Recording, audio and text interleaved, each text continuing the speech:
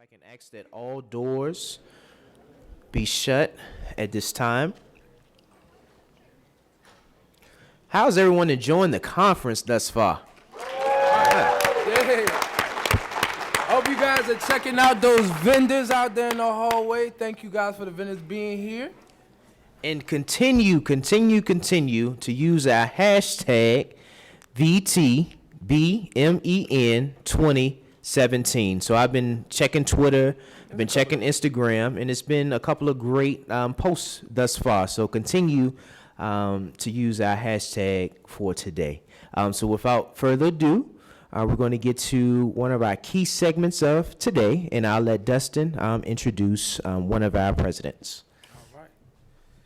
Now, it is actually my most distinct honor today to introduce this next gentleman that's going to be able to speak with you and introduce the rest of the presidents on the panel. But I had the unique opportunity to play golf with this gentleman, have conversations with this gentleman, and he's definitely bringing a new energy to Virginia Tech that I'm loving to death, and it makes it feel so good to come home to the alma mater and he be at the helm. So please give me all that you got to introduce our president, Dr. Sands, to the podium. Thank you. Thank you. Well, thank you. Appreciate it.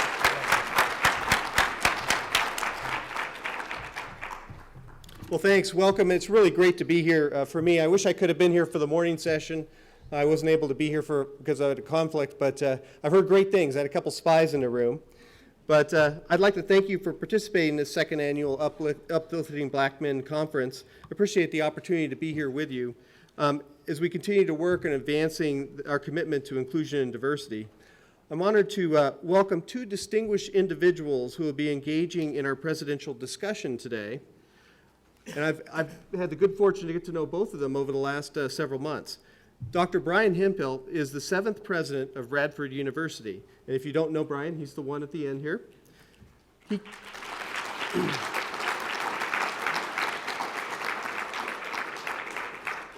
Talk about bringing new energy. Brian has certainly brought new energy to Radford and to higher education in Virginia in his short time here in Virginia. He came to Radford last year from West Virginia State University, where he served as president for 4 years. President Hemphill has a PhD in higher education administration from the University of Iowa and a Master of Science in Journalism and Mass Communication from Iowa State University of Science and Technology. He is published author on many topics, including gun violence, higher education finance, and STEM education. We're happy to welcome him to the New River Valley community.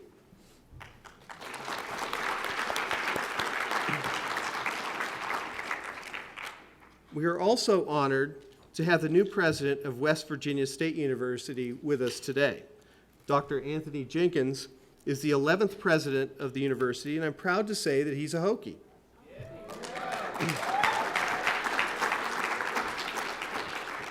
He has a PhD in Educational Leadership and Policy Studies from Virginia Tech and a Master of Science degree from North Carolina Central University. Before coming to West Virginia State, President Jenkins served as vice president for the University of Central Florida, the second largest university in the nation. He's also a U.S. Army veteran and a first-generation college graduate. Please welcome President Anthony Jenkins and President Brian Hemphill.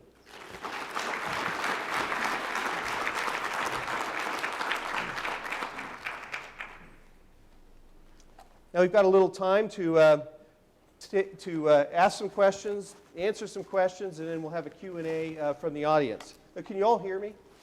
Yeah. Okay, great. So I'd like to begin by asking both of you about your path to the presidency.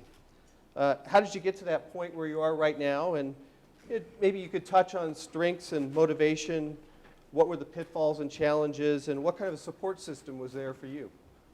Let's see. I understand they've made a deal here, and the alum goes first. Very good. Well, President Sands, thank you all. Can everyone hear me? All right, President Sands, thank you. Thank you for this opportunity to come back home and to speak with so many wonderful students here today, but thank you also for your leadership of my alma mater, and I too have heard nothing but great things. So job well done, and please continue to fight the good fight. All right. Thank you. Thank you. I'll be very brief. When I left high school, I entered into the United States Army. It was one of the best decisions I made. I always had a desire to wear the uniform and to defend our country. So when I left, or when I entered rather, Uncle Sam and I had a very clear understanding. I would give him 4 years and he would give me some money to go to school. As a first-generation college student, raised by a single mother on the southeast side of Washington, D.C., my mother always instilled in us the importance of education. And so that was a part of my foundation. I then went on to Fayetteville State University to earn my bachelor's in North Carolina Central for my master's and then my doctorate here. My background is in student affairs. And for many of those who are not familiar with the 30,000-foot view of higher education, your institutions are really broken into two major components: academic affairs and student affairs. We'll just say that while we're in the room, all right?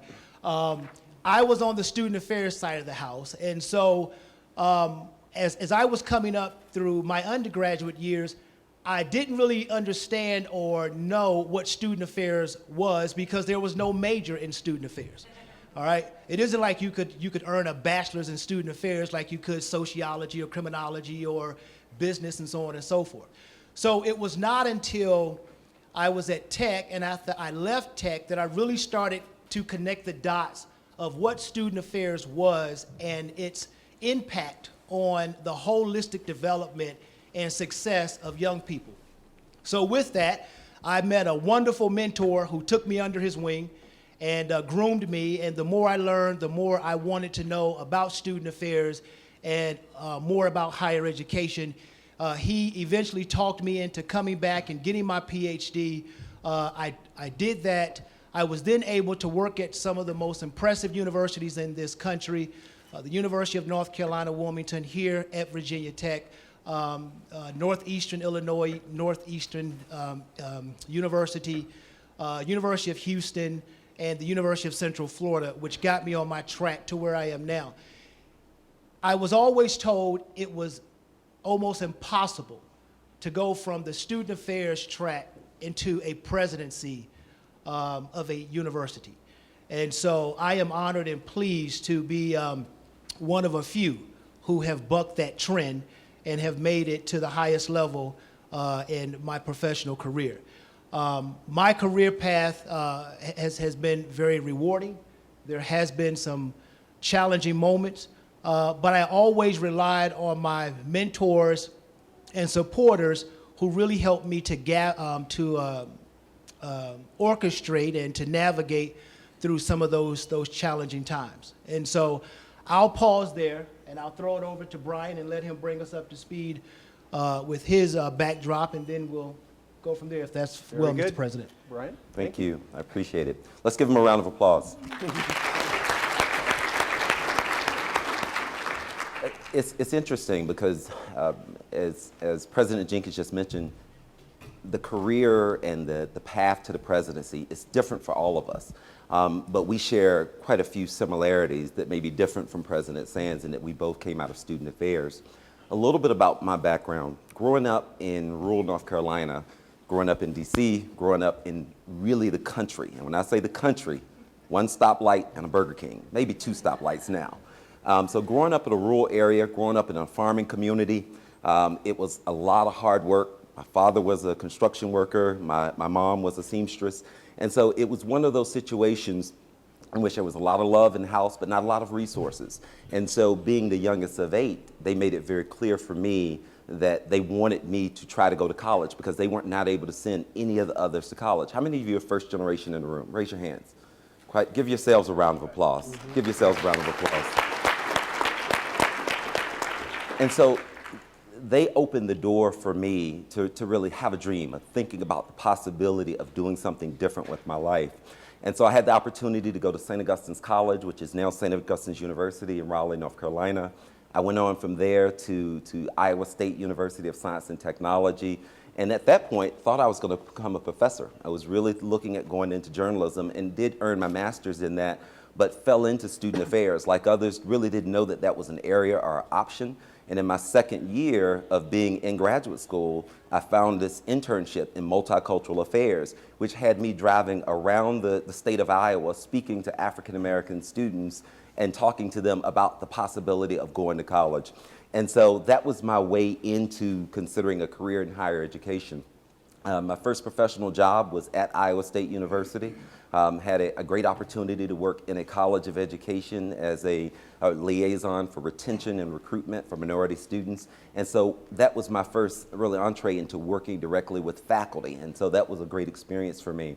And so during that time, had an opportunity to work at a range of different universities, from Cornell College to UNC Wilmington. I think I was there about 3 or 4 years before he arrived. UNC Wilmington, on to University of Arkansas, the Razorbacks, and went on to Northern Illinois University, and then to my first presidency.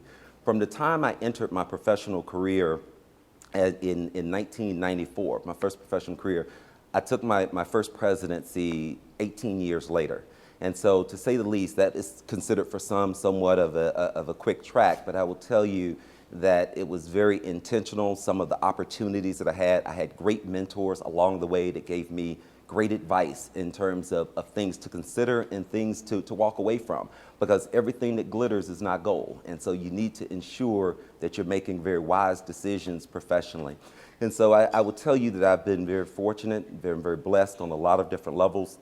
As I think about most significant challenge, I guess the one thing that I would share with you before I wrap up is the most significant challenge I faced professionally probably was during my time at Northern Illinois University. Being on the campus as the vice president for student affairs, when I took that position, I was 34 years old.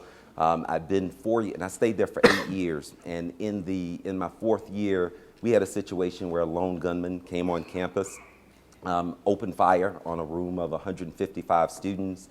At the end of that 3 minutes or so, there were 19 people that were shot, and there were 5 that were killed, plus the shooter being 6. And having to look at the fear in the eyes of those students and be there with those families, and you learn a lot about leadership in the midst of an unspeakable act. And this university and this community knows a great deal about that. And so I would say that was probably the most challenging, but I learned probably the most about leadership and really how to respond in probably the most trying situations. So I look forward to any additional questions you may have. I'm going to ask a follow-up for Sure. both of you. I'm curious when the first moment was that you actually thought you might become a university president or could possibly become. Was it someone planting that seed in your mind, or was it something that you came up with? Yeah. Well, for me, that's something that someone had planted seed for me, I will tell you. And it was probably planted during my time mostly at the University of Arkansas, having the opportunity to work for Janetta Cross-Brazell, which is a dynamic African-American woman who's done some amazing things in the profession. She's retired now. But she was probably the first person to really plant that seed and communicate that to me. But I will tell you, after seeing what my president went through at Northern Illinois University, I had decided that the presidency wasn't for me, because I saw the toll that it can take on an individual from a health standpoint and just the stress of everything that goes along with it. And so I'd made that decision that it wasn't for me. And I will tell you, that's the one thing that just shows proof that God has a sense of humor, because he doesn't pay any attention to what we think or what we want. So a few years later, West Virginia State situation developed. Mm-hmm. Very good. Anthony, can I ask the same of you? Sure. Probably right around 1997, I was working on my master's, and some folks had started talking about that. And again, I hadn't even had a job yet. I was still trying to figure out what I wanted to do. And very ironically, last week, Stephen Janasic, who is in the higher ed program here, who was my dissertation chair, and we still have a good relationship to this day. Steve wrote me a very nice letter. And in that letter, he stated that he recalled when I came in 1999 for my interview into the higher ed program, that when he and Joan Hurt and Don Kramer asked me, where did I see myself when I was done, I told them that I would be a university president 10 years after walking out the door with my doctorate degree. Steve reminded me that when I left Tech in 2007, he said, 10 years since that time, here you are. And I had great mentors who were planting those seeds even while I was here at Tech. But much like President Hemphill, once I had gotten married and had my two beautiful daughters, life changed. And I too had reservations about walking into the presidency for selfish reasons. One is I did not want to be pulled away from them because my ideology was that the presidency would consume a great deal of my time, and I would miss out on the most important years of their lives. And so those were some of the things that I struggled with. But eventually they got to a point, and my wonderful wife supported me as she always has, and so we stepped into this opportunity. But it was great mentors. It was the belief that I could do it if the opportunity presented itself. And that is something that if you all take nothing away from what you hear these gentlemen talk about today, don't ever doubt yourself. There is a difference between being fearful and having doubt.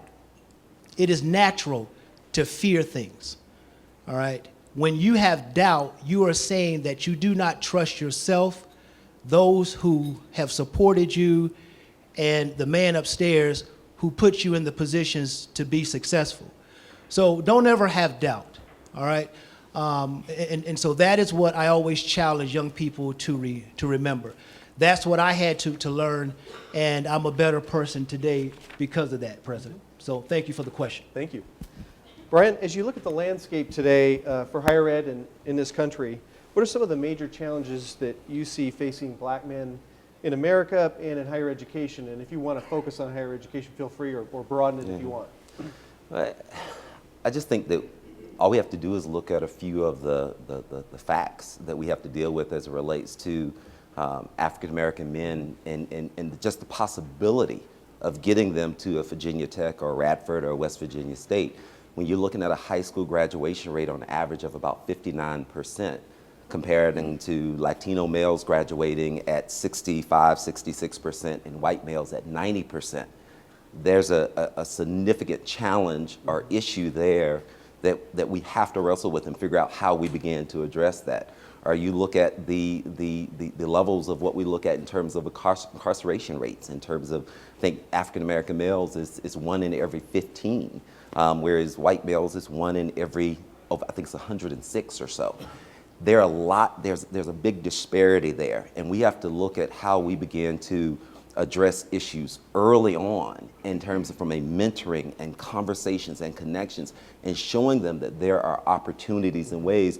But I think that we have to do more of that, because if we're waiting for them to show up on our campuses, it's not going to happen. We have to look at how we are connecting early and often if we're going to stem the tide with some of the challenges that we're facing. And because if we get them to our colleges and universities, we have a significant chance at that point to make sure they're going to be successful. But we're losing too many early in the pipeline. Thank you. President Jenkins. Thank you. And again, I think Brian is spot on. What I would add to that is that as we drill down, it is important that we start in the 3rd and 4th grade. That's where we start to see that achievement gap begin to open. That's where we see young African American men start to fall back on reading and math.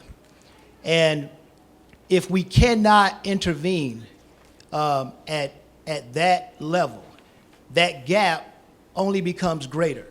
And when you have high schools who are moving away from any type of remedial type of support or wraparound services, then that gap only becomes greater.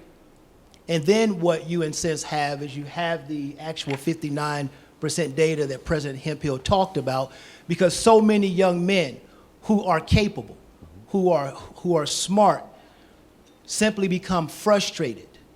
And at some point, what I have seen is that they simply wash their hands of a system that is not understanding where they are and bringing them along, but rather it is telling them to catch up without the support needed.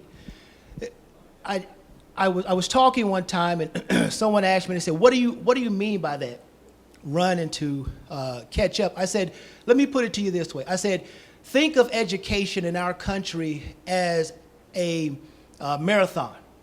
And you take the various races and you start them at the starting line at the same time, and you sound the gun and say, go.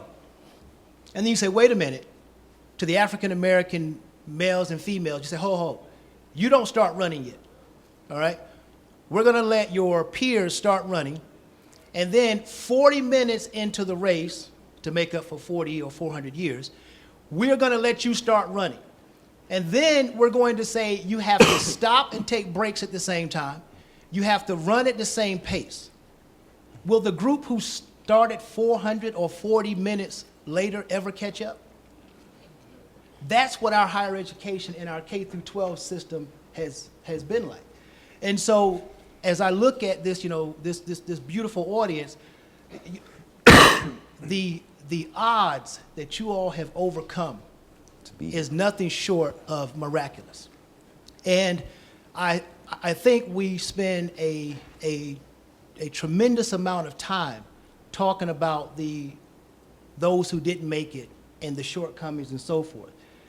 And I've been trying to change that conversation to talk about those who have, because your success is the true blueprint that we can use to scale up for other young men and women who have not had the opportunity to make this, journey. So, getting in at the K through 12 level earlier, looking at that 3rd and 4th grade level, building that self-confidence and that self-efficacy that these young men and women need and the folks in this room have to make the actual journey that is set before them. So Very good, thank you. Just one thing I do want to add to that. There are studies out there, and I would encourage you to go out and just Google, and you can find them. But there are studies out there that really look at the number of children that are not reading at grade level by the time they reach 3rd and 4th grade, and their correlations to incarceration rates as it relates to it. You need to look at that, because I think it's important, and it just speaks to the importance of what President Jenkins mentioned in terms of looking at how we begin to connect. We both have worked with a school in West Virginia, a elementary school, and I know he's probably been over there. It's Mary C. Snow Elementary. When you look at in West Virginia, when you look at the average reading level in terms of the average, when you look at the scores across, it's like 56 or 57% are reading at grade level by the time they reach 3rd or 4th grade. In this school, which is predominantly African-American students, the reading level is around 26% of that entire school. That is a significant problem. We can find those schools all over the country. That's not just one little isolated situation. And so there's a great deal of work to do. How many of you are going into education? How many of you are going into education? Stand up. Please stand up. If you're going into education. Teaching. You want to teach? Just one? Well, let's give him the big round of applause. Thank you so much. Thank you. Thank you, thank you. Actually, there's a lot of research, when we talk about it here at Virginia Tech on some of our researchers have been looking at the pre-K and even before Yes. when this divide begins. Yes. And so there's a lot of work to do. Yeah, certainly. it is, no doubt. Could you, I'll start with Anthony here on this one. Could you talk why you feel it's important to give back once you've achieved some level of success and some of the ways you've chosen to give back? because it's the right thing to do. All right? Listen, earning a college education is not about getting the six-figure job, buying the biggest house that you can afford on the block, and pushing the latest Mercedes or BMW. As a educated person, you should understand that your core, that you have a responsibility to give back and to add to a educated citizenry. That is important. It is important to continue to pay it forward, to open doors, because no one in this room and no one on this stage has gotten to where we are by ourselves. Someone has helped you. And for many of us, some folks have given us second, third, fourth, and fifth chances when we did not deserve them. And so, having been one of those people, President Sands, I'm always mindful that I am where I am because a lot of people sacrificed for Anthony Jenkins. People, thank you. Some of them I had the pleasure of knowing and meeting, and some of them I did not. And what I mean by that is, ladies and gentlemen, it is an honor to be at this university. It is an honor to be in college. There are men and women who died hanging from trees in the fields of Mississippi and Alabama and Virginia and North Carolina and South Carolina for us to have this opportunity. Great-grandparents and great-great-grandparents fought for you knowing that they would never meet you or understand the opportunities that you have. So it is beyond me for us to ever get to the point, President Sands, that we feel as though we don't owe and that there's not a door we can't open. Every morning I get up, I'm trying to repay a debt that I know I will never be able to repair, but I'll never stop trying. And that's what I'm going to challenge all of you all to do from this day forth. Thank you. President Hemphill.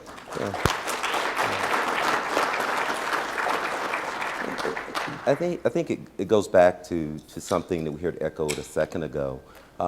It goes back to the responsibility and the duty that we have of many of the opportunities that have been given to us. Nothing came easy, but there were so many doors that were open. And so that responsibility to look at how we are making sure that we are paying it forward, we are making the contribution. What are we doing? What are we actually doing in the community versus just enjoying whatever we've been benefited and whatever we've been given? What are we doing to pay that forward? And so for me, how do we go about doing that in terms of just some of the things that have been important to me?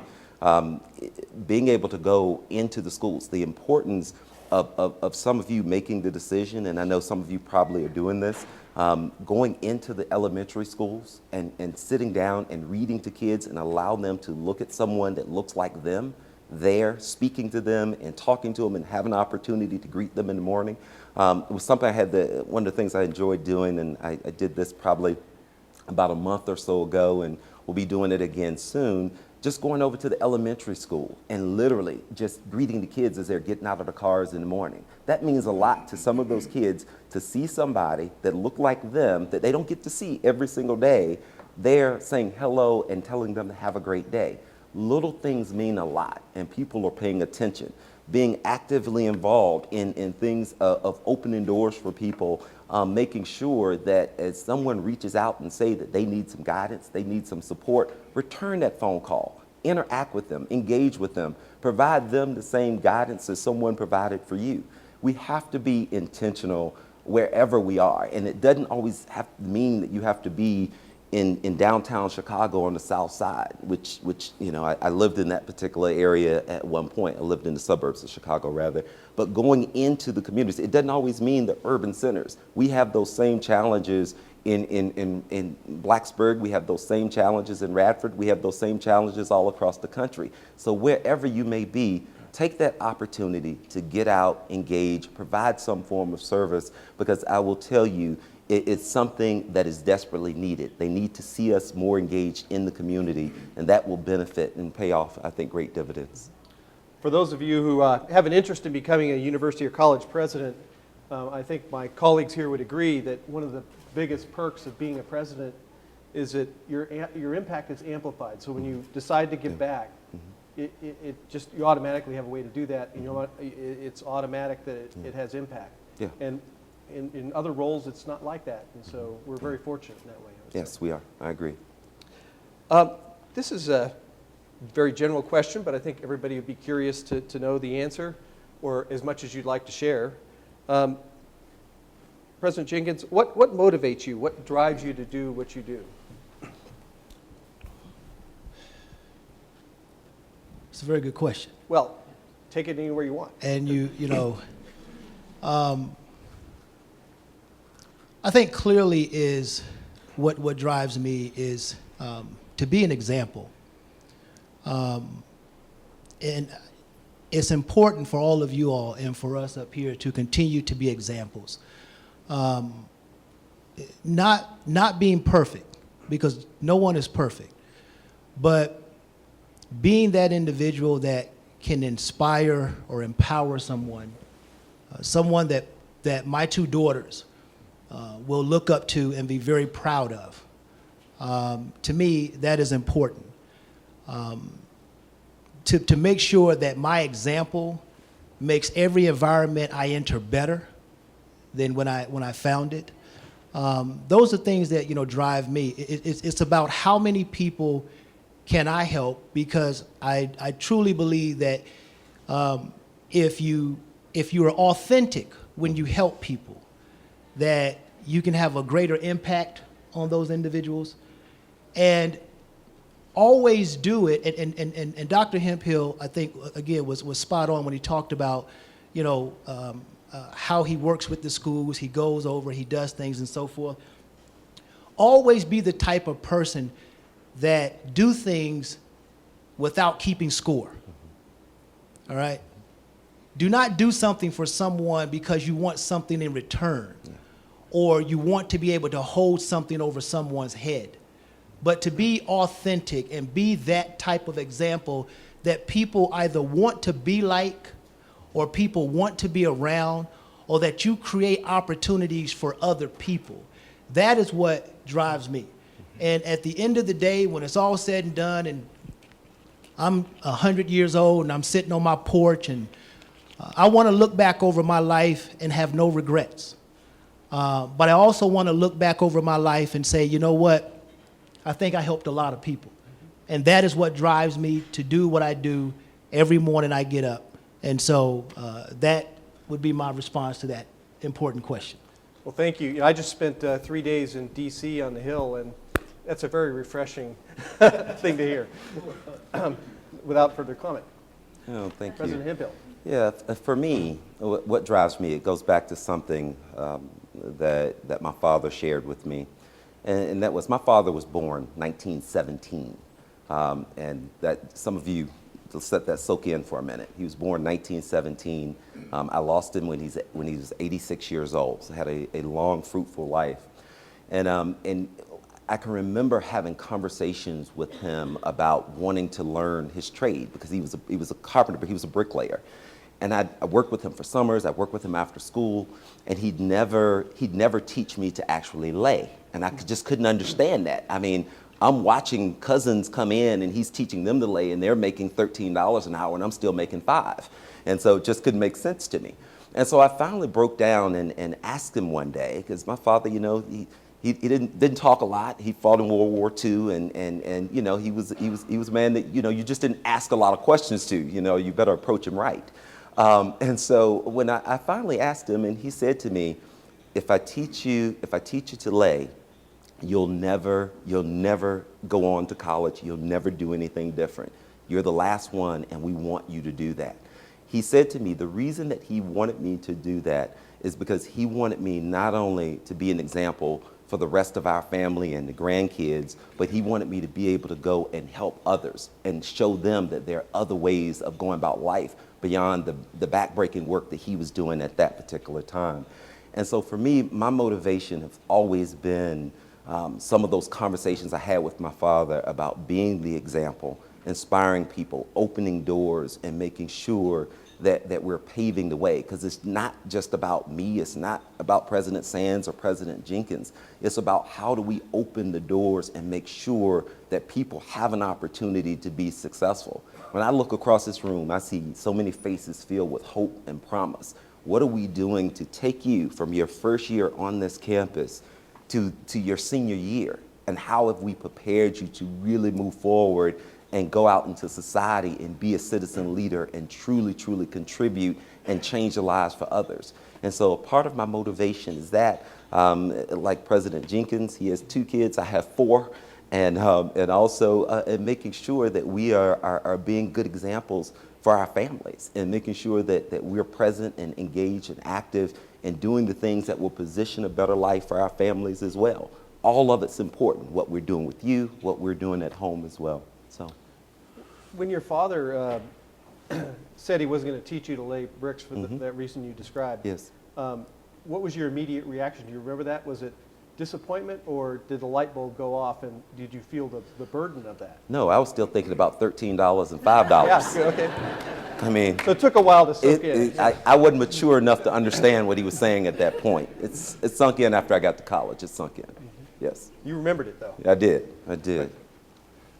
President Jenkins, what key skills or experiences should our young black men be trying to gain while in school? Reading, writing. Let me stop there just for a minute because I want to. There's a plethora of research that I can look at your writing and I can tell how well you read and what you're reading, right?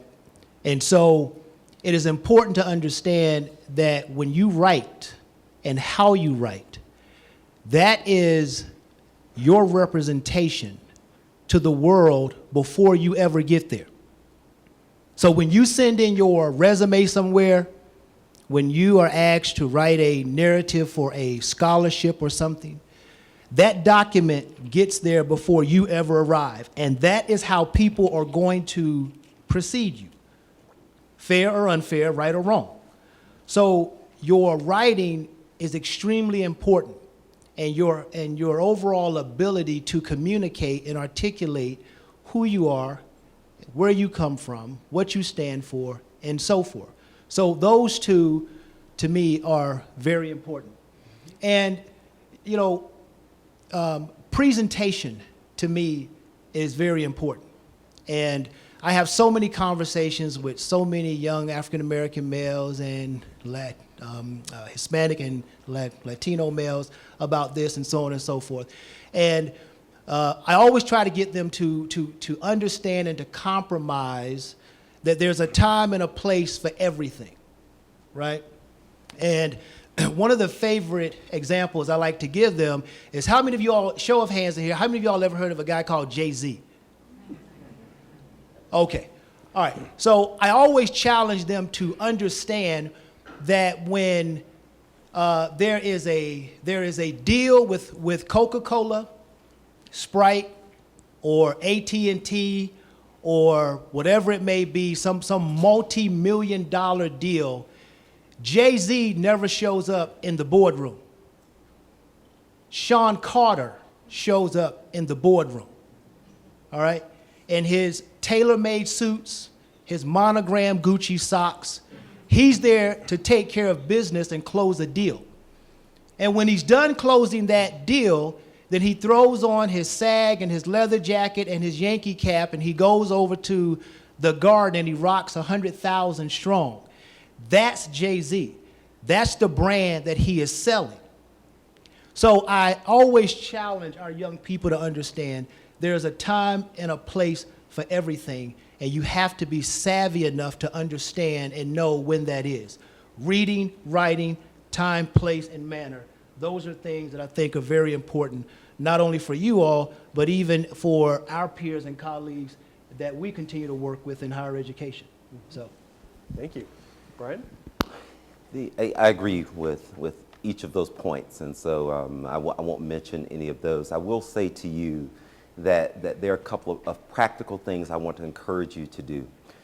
While you're here, make sure that you are getting involved from the standpoint of joining, not only joining a student organization or club, but make sure that you're being intentional about having the opportunity to move to leadership, where you are actually leading that organization. Make sure how many of you know Robert's Rules of Order? Okay, all hands should be coming up as it relates to knowing, because in the boardroom, you must have that to be able to function. You can get blocked out of the conversation and not be able to even open your mouth if you don't know Robert's Rules of Order. That's the time to learn that in college while you're here and have an opportunity to be involved in student organizations. Take every opportunity that you can to serve on a committee.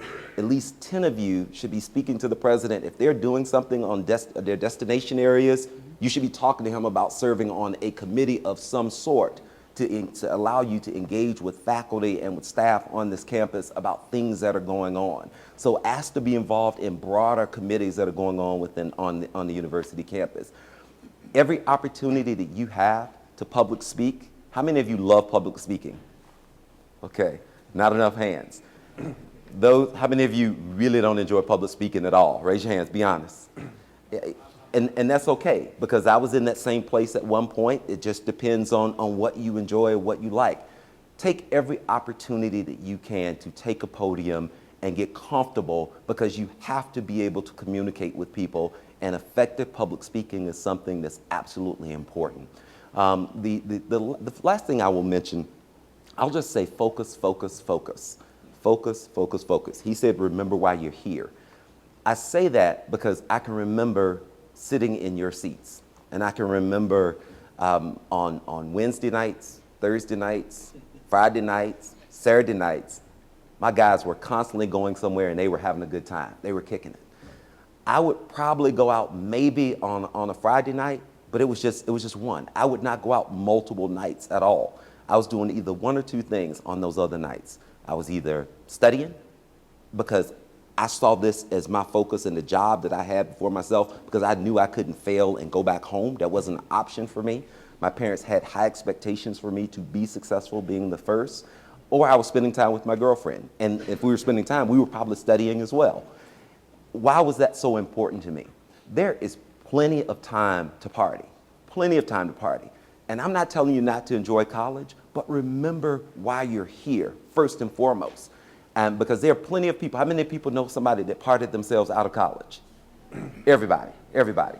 Well, the beauty of it is that there were a lot of parties that I missed. But the beauty for all three of us, right now, we're throwing the parties. We're throwing the parties. And so we don't miss parties. We have parties all the time, and they're typically at our houses. So there's going to be a time and a place. Stay focused on what you're doing and why you're here, because it will lead to many, many opportunities for you, many opportunities. Thank you. Go ahead. Please. No. No, I just wanted to add one thing, because Brian, President Hemphill, is so right. But let me add this one thing, and this is something that will benefit you for the rest of your days. Start developing thick skin and the ability to take criticism, and understand that you need to filter that, right? And criticism and suggestions and recommendations should never break you down. You should be able to filter and see where the person who is bringing that to you, where they are accurate, and where they aren't. But you have to be willing and you have to be open to take that feedback and work on your shortcomings and continue to strengthen your strengths. But if you do not have thick skin, and if you fail to be one that is non-receptive to critical feedback, you are going to have a very challenging role ahead of you, all right? So I would encourage everyone to start thinking about that and start working with that, and having those internal conversations, and that self-assessment is so important to the success I know that you are going to achieve. But I just throw that out there because that is something that I see many people struggle with, not only young people, but some of my colleagues and peers. When they didn't get the job, it is often because of, or that, or this, but it's never, maybe I just didn't measure up. Maybe my ambitions far outweigh my talent, where a lot of people find themselves, right? Because we all think we are good to go and we are worth the $1 million job and so on and so forth. But the reality is, until we do some serious reflection and some self-assessment, can we then be honest with ourselves. And if we're not honest with ourselves, you'll never be honest with anyone else. So, thank you. Thank you. Great advice for those of you in the audience who are entering college or in high school. What about, is there anything you'd like to add for those young black men in the audience who may be poised to just begin their professional career now or maybe just started? Yeah, the one thing that I would say to you, and I'll just give you just one simple point, whether you're a senior and you're working in group projects and you're spending time, working hard trying to finish certain things, or you're in that first professional job, understand that someone is always watching. Somebody's always paying attention. So if you think that you're in that group project and you really, because you're busy and you just don't get that assignment in on time, don't be surprised if it's 10 years later, you walk into a room and you're sitting across from that person asking them for a job.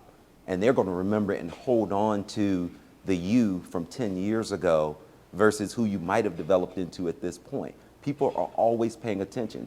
In that first professional job, regardless of how late you have to stay up, how hard you have to work, how much time you have to put in, it's important for you to be mindful and do that particular work because nobody's going to give you anything.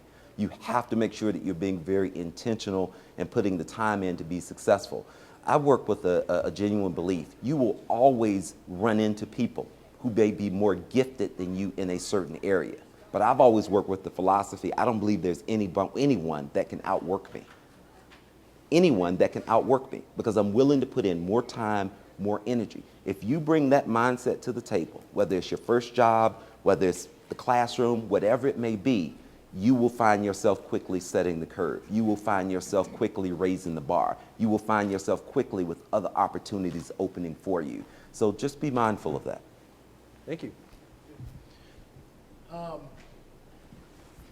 It's amazing how I sit back and I listen to what Dr. Hemphill is saying, and so many things that we just agree on, and listening to him talk are things that I have said or I have either heard throughout my career path, and so that just reconfirms that that this stuff is real, and I always challenge folks to always be mindful that every time you're interacting with someone, you're negotiating. Don't ever forget that. When you're having a conversation with someone, you're negotiating. Because just like Dr. Hemphill said, you never know when the circle's gonna bring that person back around to you or you to them. And they will recall the way you interacted, the way that you carried yourself, those types of things. So once again, President Hemphill is spot on. To our high school men are in the room. Where are the high school men? Let me see, show of hands. Give them a round of applause, guys. Thank you.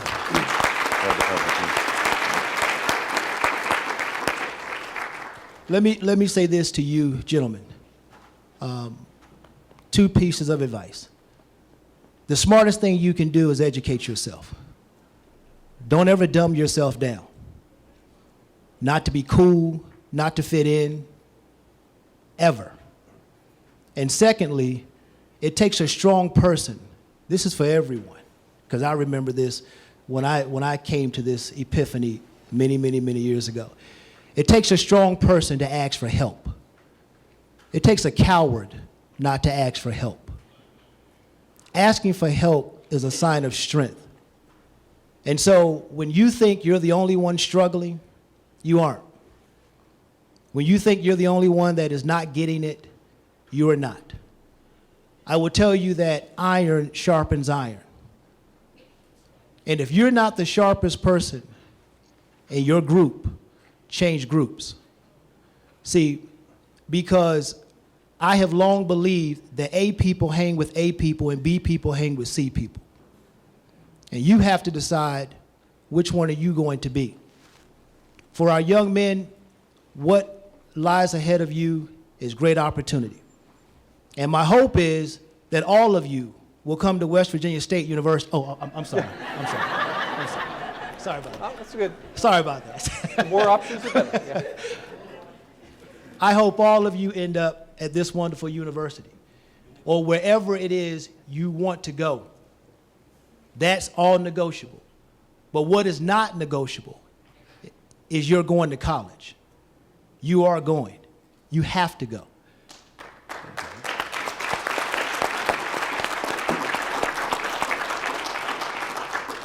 And to my other men in this room who are here at Tech or other institutions who are at the college or university level, again, you are the example for these young men. Your blueprint is important to their success. So don't let them leave this conference at the end of it without you having a name or a contact number or something. Because each and every one of you in this room has a story. And that story can impact someone's life and it can change someone's life. Don't ever think that you're too young to be a mentor, because you aren't. There's a golden opportunity here. So I would challenge all of you all to take full advantage of this opportunity of this conference and all the wonderful counsel that you have in this room. Don't walk out of this room without taking advantage of it, because you never know who you may need to open a door for you down the road. Thank you. I'm going to let you take advantage of that in just a second here and turn it over to audience Q&A. But before I do that, I have to ask the two gentlemen sitting here and maybe the audience in general, open collar with a pocket square, tie, or bow tie? What do you prefer? I like both of these two looks. Well, President says, I'm just going to say, Dr. Hemphill rocks the bow ties. All right, all the time. He shot. I don't have the head nor the face for the bow tie, and Dr. Hemphill looks great in it. And so I thought I would come open collar just to kind of relax the room a little bit. But again, it is an honor to be here with you all today. And I am serious. Dr. Hemphill has some of the best bow ties you'll ever find. So if you're in Dillard's, Macy's, or wherever you go, if you can't find it, go to Radford's website and call him or get in touch with him and see if he'll loan you one. Well, thank you. Let's turn. We won't allow Dr. Hemphill a rebuttal, but let's turn it over. None needed. Yeah. None needed. Let's turn it over to Q&A. I think we have a mic we can run around, or did someone?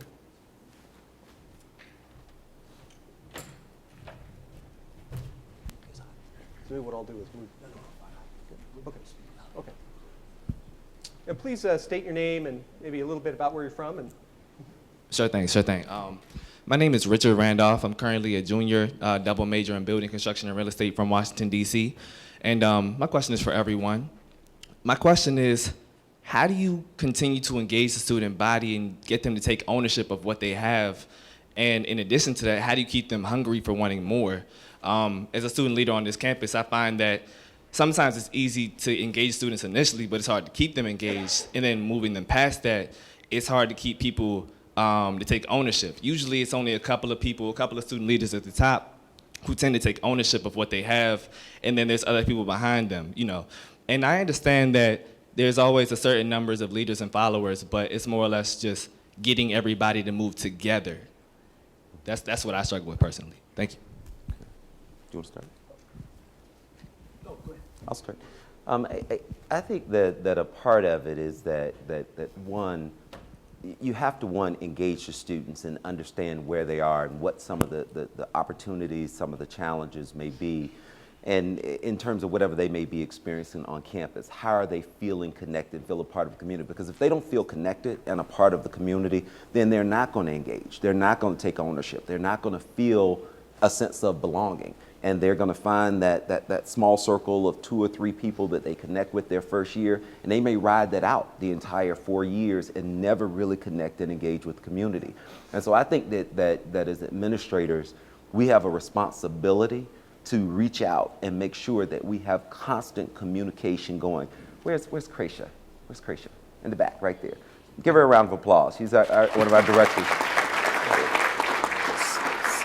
Some of the amazing work that she and Irving Clark will do in terms of making sure that students are constantly finding a sense of connection and home is very valuable. And so our students are very active. They share their voices. They're not shy at all about sharing their opinions. They take ownership of their campus. They will shoot an email or give us a call and say, by the way, we're going to be protesting this afternoon. We just want you to know.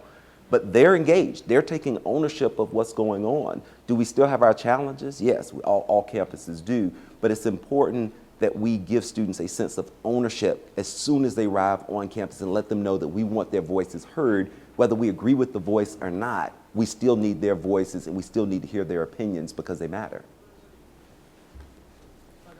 Oh, I can just add, I actually would say exactly the same thing. One of the most important things I ever heard from a fellow administrator during a protest situation was she just stood up and said to the students in the audience, take your seat, you own it. You're not a guest here at the university. This is your university.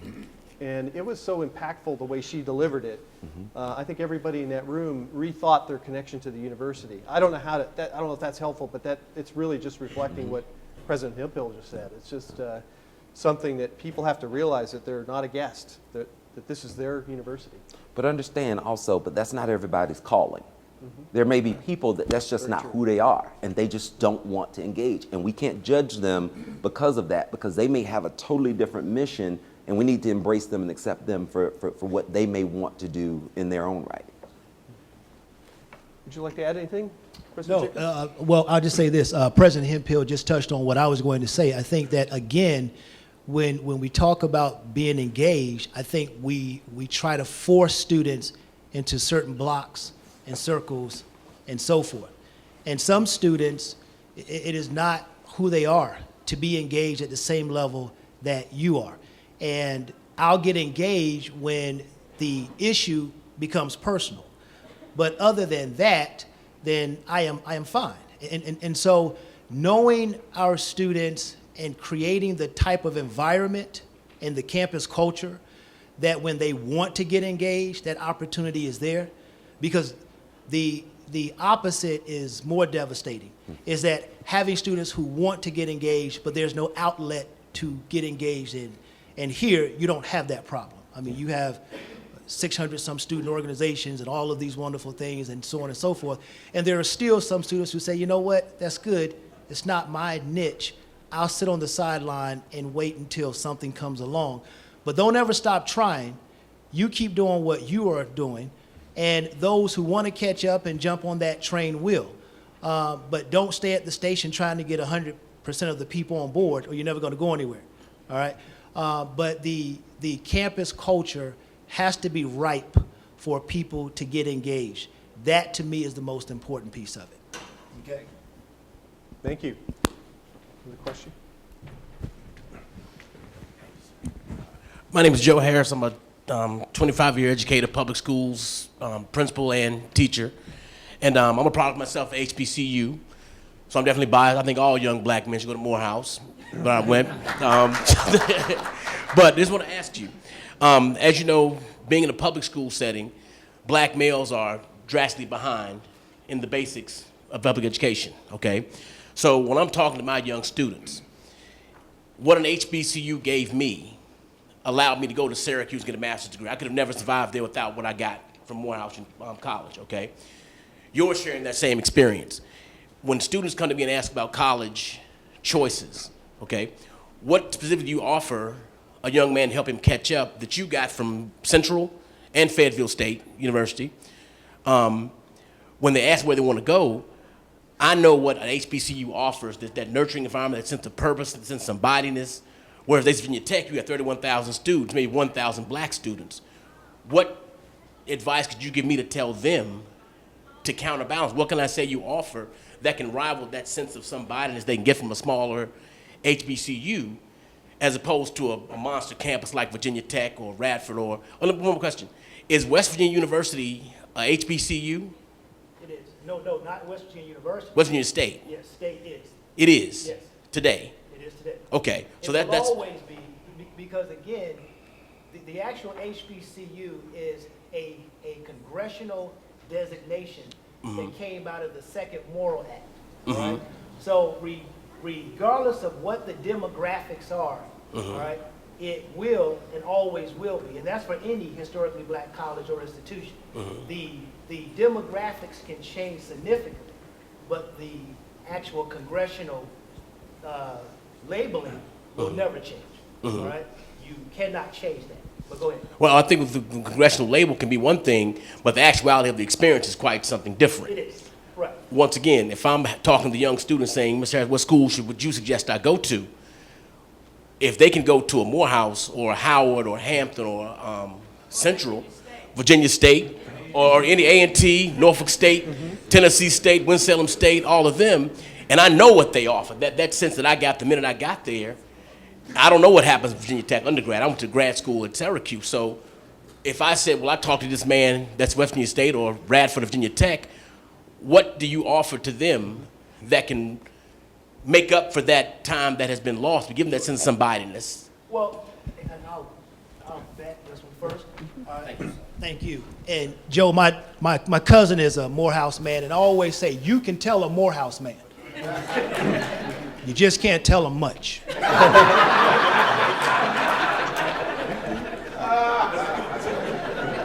Listen here, Joe. Listen, you know, whether you go to North Carolina A&T, you go to Virginia Tech, you go to Radford, you go to Norfolk State, you go to Fayetteville State, whatever it is, the most powerful piece is the sense of belonging, all right? And you have young African-American men and women who may have gone to predominantly white high schools and go to an HBCU and it's culture shock, okay? That's not a good fit for them, right? You may have young men and women who went to a predominantly white high school, and Virginia Tech and Radford and State feel like home, all right? The most important thing, again, is that culture, that sense of connection, that sense of feeling, that challenge and support, that nurturing wraparound service that's going to help them along their journey, right? Because North Carolina A&T is different than Central, and Central is different than Norfolk, and Spelman's different than Morehouse, and so on and so forth. So you aren't going to get the same thing. It's not some monolithic HBCU water that rains from the heavens. It is the culture that each institution has created. And that's why you have higher retention and graduation rates at these institutions and so on and so forth, right? Because there is something that they do when the student gets there that helps them to be successful.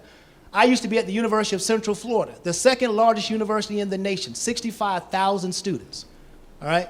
65,000 students on one campus. Some students thrive and love it, others don't. So, I always challenge folks to look at a couple of things. Look at size, look at fit, look at the overall environment, look at cost, the quality of the education across the board, because we're all accredited, so nobody's doing a horrible job in the actual quality department. We all talk about the quality of our education and so forth.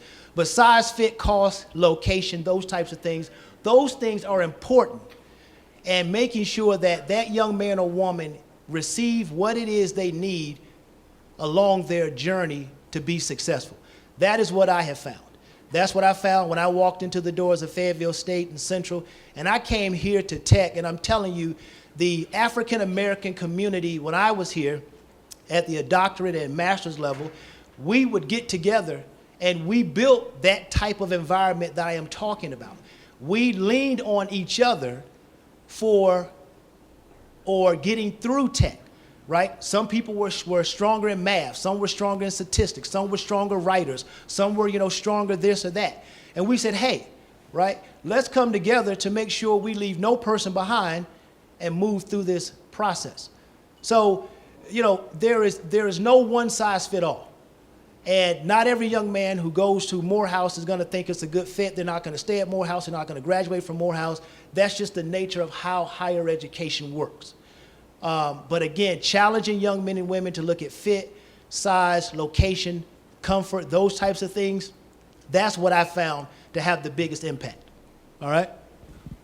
Anybody else want to chime in on that? There's nothing else to add to that. I mean, it's great points, and I agree with every component of it. So, Maybe if I could add one little thing, I think just following up on exactly what you said, but for those who are high school students in the audience, visit the campuses, if you can, and take advantage of the sometimes overnight or couple-day event, onboarding programs that they have at most of our campuses. And you'll get a sense when you're on campus, you'll feel it. Is this going to work for me or is it not? And it's pretty clear. So please do take advantage of that. Don't just, some of us may have done that, I did it. Just applied to a school, and when I was admitted, I show up. Yeah, but I did that. But that was not a good thing. But so I can say, check it out, do your research, meet people, hang out at the campus, participate in the programs they offer. Well, I think we're at a point now. Can I just take a second? Sure. Dr. Sands, I've been here with the Ridnow group. I worked with Martin Luther King the whole time of his national work. I have something he wrote me, and I want to pass this on to you all. Here's what he wrote. He wrote to me in '63. To my friend and co-worker Virgil Wood, appreciation for your significant work, your unswerving devotion to the ideals of freedom and justice. In his own handwriting, Martin. And I believe this is what Martin Luther King would say to you had he known you. And this is therefore to my friend, President Timothy Sand, Martin Luther King. Well, thank you very much. All right. Thank and you. I also have Dr. Hemphill, Dr. Jenkins, Dr. Hemphill, and Dr. Jenkins. Yes, sir. That you say. Thank you, sir. Say. I want you to have that Thank from you. Martin Luther King. Appreciate it. All Thank right. you. Thanks very much.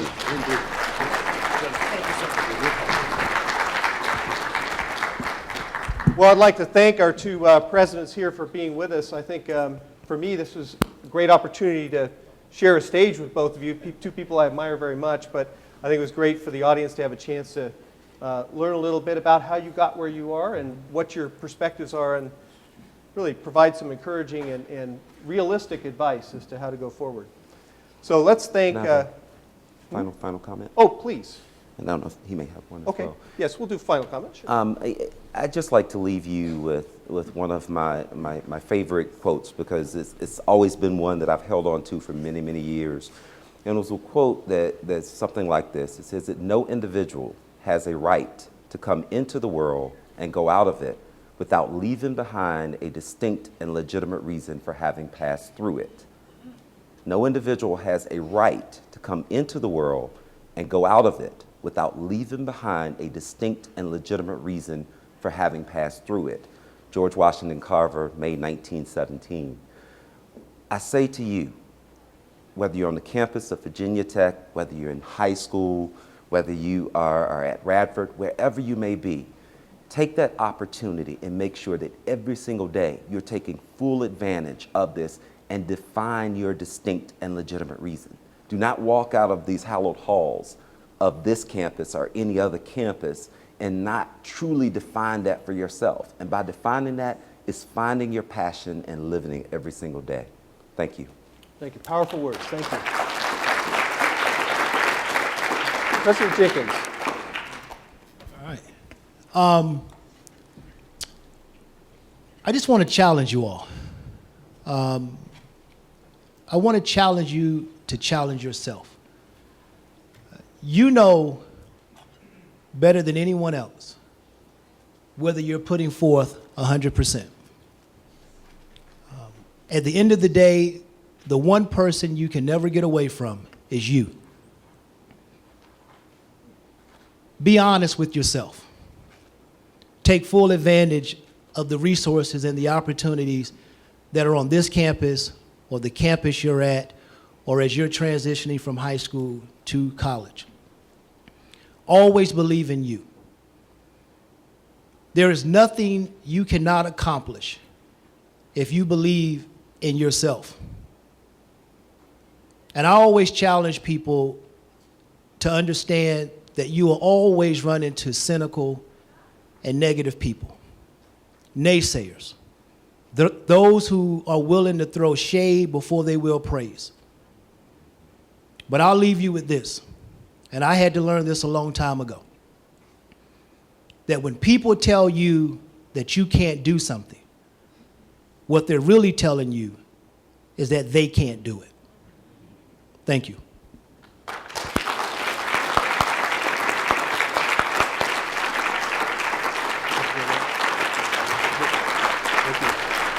appreciate it. Could have done it for a couple more hours.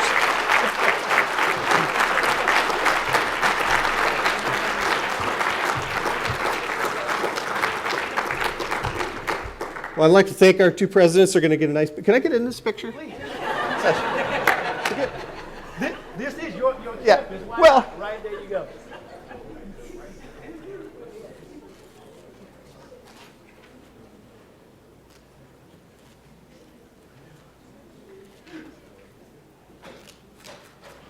Okay, you can take one without me now, but I just couldn't pass that up. That was too good. Well, thank you, President Jenkins and President Hemphill, for a very stimulating conversation. Let's do it again sometime, maybe at your place. Look forward to Okay. it. Thank you all.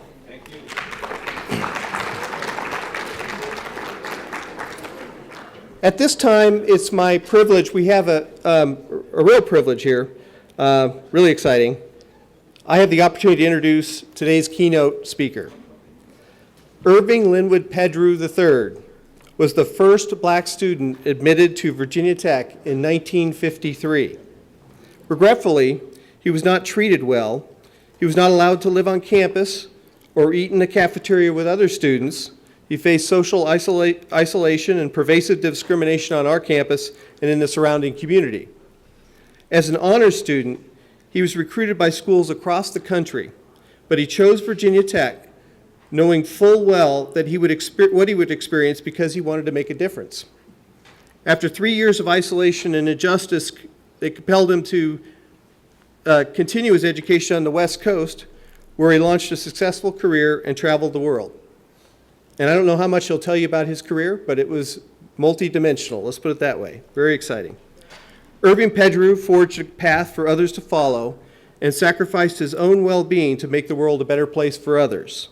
He demonstrated the true spirit of prosum, Virginia Tech's motto, that I may serve. At last spring's commencement, I was honored to present him with a long overdue Bachelor of Science degree. I regret the way he was treated when he first came to our campus, but I was proud at the reception that he received from the 20-some thousand people in attendance as he accepted his diploma in Lane Stadium. His spirit inspires us to move forward and take action to honor our commitment to service, community, and diversity. Please give a warm welcome to Irving Peddrew.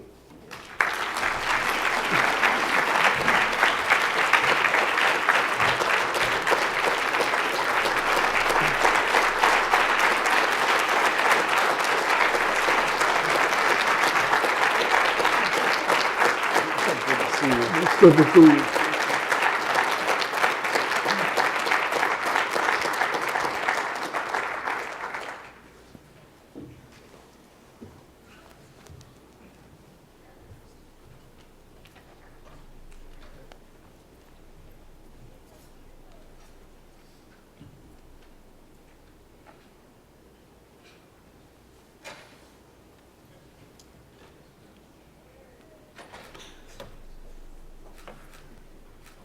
Want to get comfortable.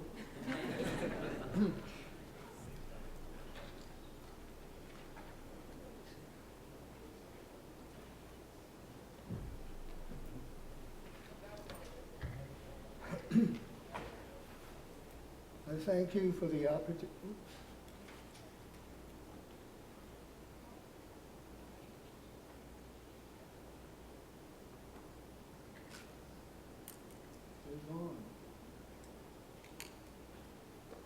Hello, testing.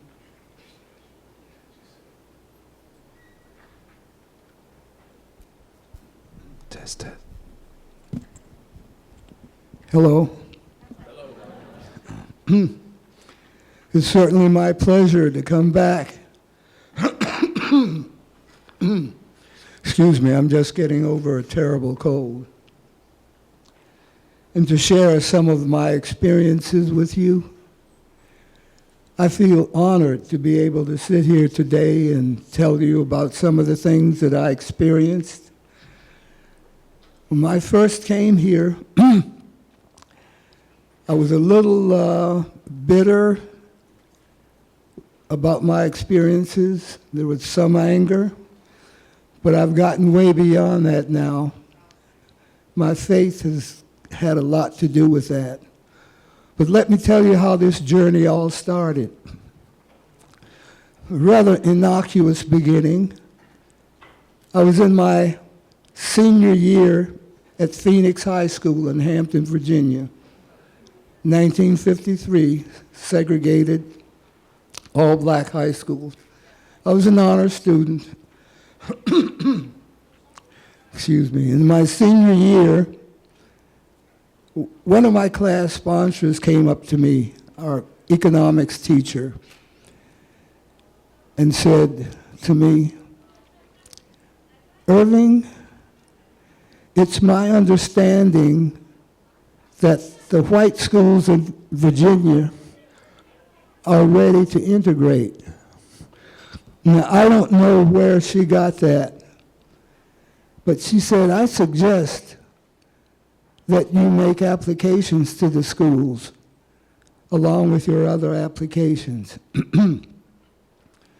So I had applied to the big schools around the country, got accepted in every one of them, the University of Ohio, Ohio State, University of Illinois, Illinois State, all over. And I started to make applications out to the Virginia schools on the strength of what my class sponsor had suggested. So I sent applications out to UVA, VMI, Washington and Lee, William and Mary, so on. Now, you know that my application with my transcript was from a segregated school. And you had to send a picture along with your applications. So there's no doubt I was black. So I got no responses, no positive responses, except a conditional response from Virginia Tech. And that response said, essentially, "We are interested in talking to you, and we'd like to come down to interview you." So 2 gentlemen from Virginia Tech drove down to Hampton, Virginia. One was the director of admissions, and I can't recall what the other gentleman's position was. But they interviewed me in my living room with my parents present. And they asked me questions. What do you think of this? Why did you apply? What would you do if you were called out of your name? I don't even remember some of my responses. But it was an interesting and an intensive interview. And they left saying, "We'll get back to you." So I didn't know what was going on. How would I respond, what response that they would give me. But let me give you a little context about this. Back then, the state of Virginia was offering scholarships to any black student who selected a course that was not offered in the black state school and whose academic background warranted it. So I had applied. I wanted to go to the West Coast. I wanted to go to USC.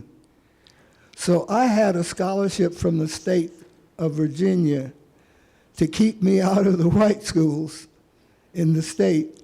And they would send me all the way out to the West Coast to go to USC. So these gentlemen who interviewed me knew this, but I was prepared to go to USC. I was getting myself together with the flight and all. My dad was paying the freight. And about a week before I was about to fly out to USC, I got a telegram from Virginia Tech saying that I was admitted. At that time, I had to make a decision. My dad left it up to me. Let me give you a little background about mentors and parental influence and such. I was raised to be independent and to be strong, and I never felt that I was an inferior person or a second-class citizen.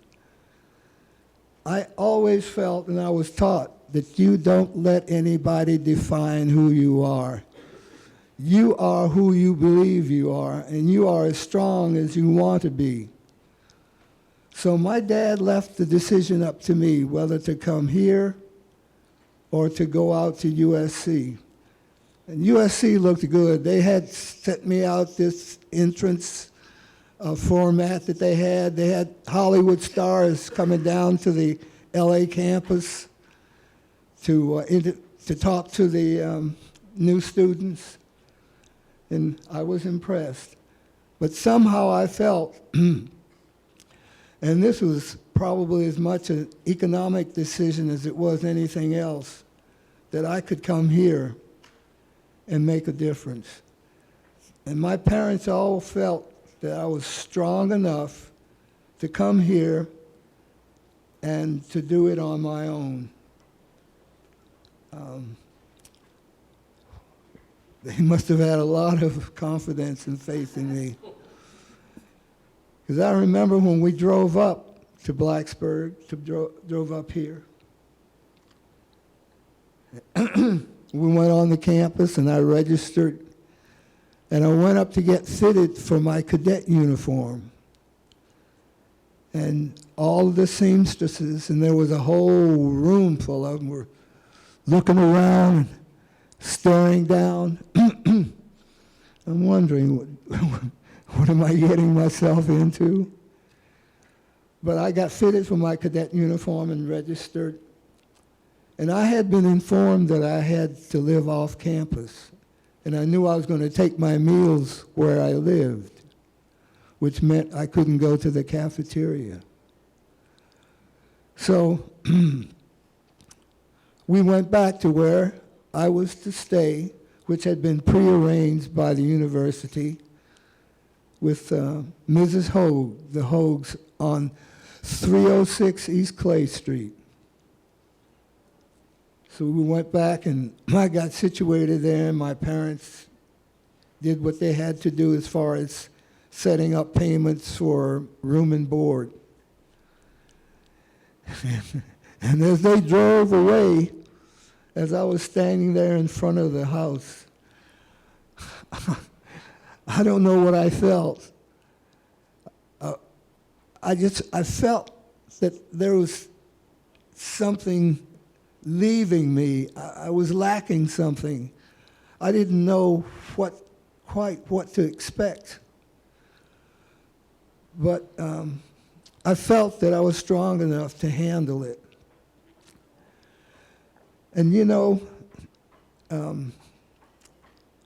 we talk about mentors. We think about great giants, trailblazers, Frederick Douglass, Dr. Martin Luther King Jr., Harriet Tubman. There's so many great blacks. But you know who my mentors were? My parents, my mother and father. They raised me. Little did I know that all through grammar school, high school, they were preparing me to do what I was about to do.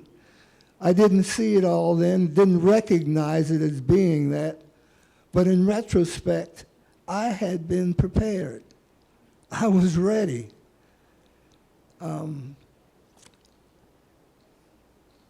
I could have gone to a number of other schools. I had the scholarship to USC, but I had made this decision and I said I'm going to stick with it. This is what I have decided to do. And I'm not a quitter. So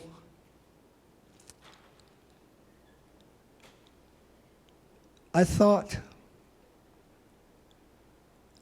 in retrospect, I can think about what I was thinking, that this is going to be a challenge. But I somehow figured I was strong enough to handle it. So I started school. I had to walk to the campus, go to class, walk back for lunch, have lunch where I stayed on Clay Street, walk back to campus, take the rest of my classes, and walk back. Now, as a credit to the students that I was in class with, there was never a major incident. No one ever got up and moved when I sat next to them. The major incident happened in my junior year when I indicated that I was planning on going to ring dance. That was the problem. Now, before, in my freshman year, Johnson Publications, which owned Ebony and Jet, had sent a photographer out. And they followed me all over campus. He followed me all over campus, taking pictures here and there. And I understand my fellow students complained because they didn't think that I should be made an example or a big thing outside of being a regular student, that I was one of them, one of the boys. And I said, oh yeah, I bet. Yeah, I knew it wasn't that way, and ring dance proved it, that when it came up for the biggest social event on the campus, which incidentally is being held tonight here. Funny. But I had been a member of the YMYWCA here on campus. And I had my date was, I was dating a young lady who was at West Virginia Wesleyan. And she knew what the score was, and she was ready to go. But I talked to these people at the Y, and that was the only organization that I joined while I was on campus. The other activity I participated in, I was a disc jockey, a jazz disc jockey at the campus radio station, WUVT. That was an interesting experience as well. I really enjoyed being that disc jockey. But I let the Y talk me out of going to the ring dance because I was going to go. I was convinced, and my date was as well, that we could handle it. But I did not go. And it made the newspapers, and I have a print of the article where I made a statement that due to circumstances that I would not be attending the ring dance. But I felt within my own self, within my mind, that this is something that I could have handled. And I don't think there would have been that much, but I did let the Y talk me out of going.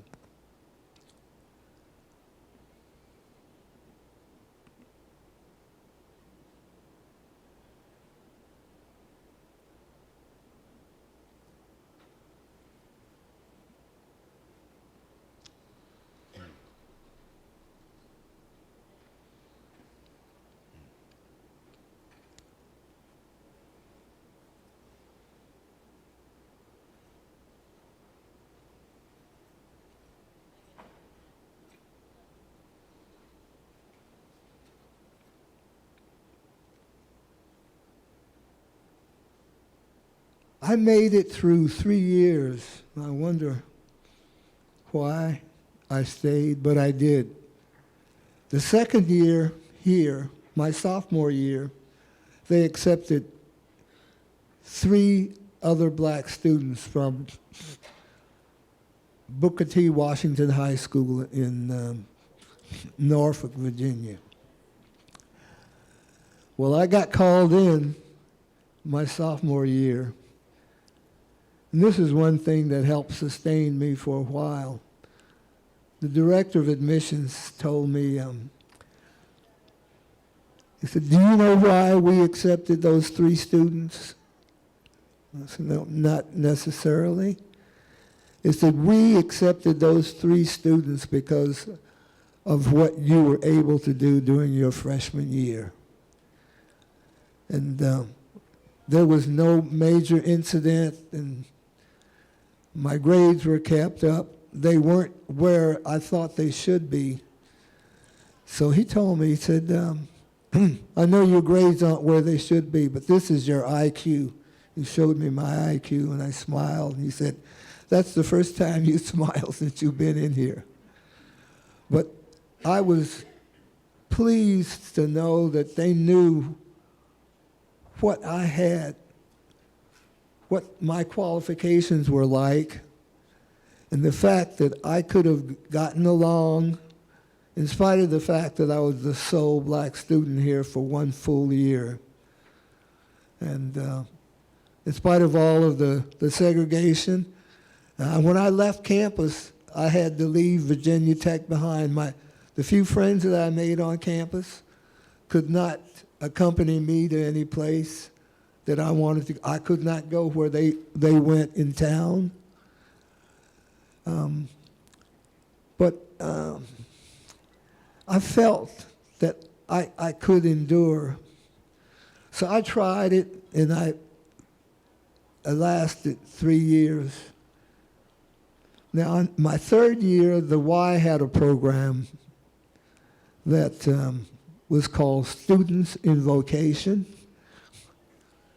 And of all things, it was centered in Los Angeles, California. The Y had leased a fraternity house. There were two houses for this one fraternity on the campus of, guess what, USC, where I had wanted to go originally. So I was the only student from Virginia Tech that went to this Students in Vocation project in Los Angeles. We had students from all over the world, with students from Germany, France, Norway, and from all over the U.S. And as I recall, there were some 40-some students, and there were only 3 black students, male students, and I was one of them. There were 2 others. I had the opportunity to interact with these students. What we did was to share. They all got us jobs. The Y got us jobs about in industry throughout Southern California. Now, I was the last one to get a job. I landed a job with an aerospace firm in Santa Monica called Summers Gyroscope. Now, this is strange, but I found out later on, I didn't know this initially, that, well, they offered me 3 positions. Lab technician, draftsman, or junior engineer. Now, I had done well in drafting here at Tech, so I thought, and I had a flair for it, so I accepted that job. But I found out later on that 3 of the draftsmen threatened to quit if I had been hired. Now, this is 1956 in Santa Monica, California. But apparently they didn't quit. One of the guys turned out to be one of my best friends later on. But this was just something that I had to put up with. Plus, finding a place to stay, there was housing segregation in Southern California. And I didn't expect to find that as well. But I lasted there until I got laid off and that was because the workforces in the aerospace industry fluctuated quite a bit. And there were political awardings of contracts and so forth. But finally, my mother called me from Hampton here and said, the draft board just contacted me and said that they don't know where you are. Now, I didn't register. That wasn't because I was trying to avoid the draft. I just didn't really know and didn't particularly care about it. But she said, they know that you're not purposely avoiding the draft. And, but they're nice enough to give you 2 weeks to do something on your own if you'd like to volunteer or do something. So I volunteered for ASA, the Army Security Agency. I took an extra year. If I'd been drafted, I had to go 2 years. I took an extra year, became a volunteer with communications intelligence. Now, we're hearing a lot about that now, about NSA. Well, we got our orders from Department of Defense, not the Army. And we were closely allied to the NSA. In fact, we were offered, they told the students, the volunteers in the ASA, and we had the highest grade level of any of the units in the Army. Most of our guys were college trained. We had even college graduates in our unit.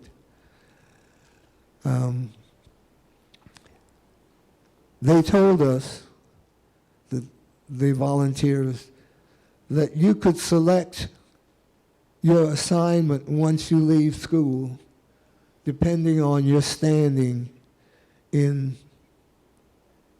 when you graduate from the school. So they sent us to code school. I went from being in California, Fort Ord, where I trained for basic training, back to Massachusetts, to Fort Devens, where ASA was headquartered at that time. You know, I made up my mind that I was going to make something of the Army, that I wasn't going to let them waste 3 years of my life.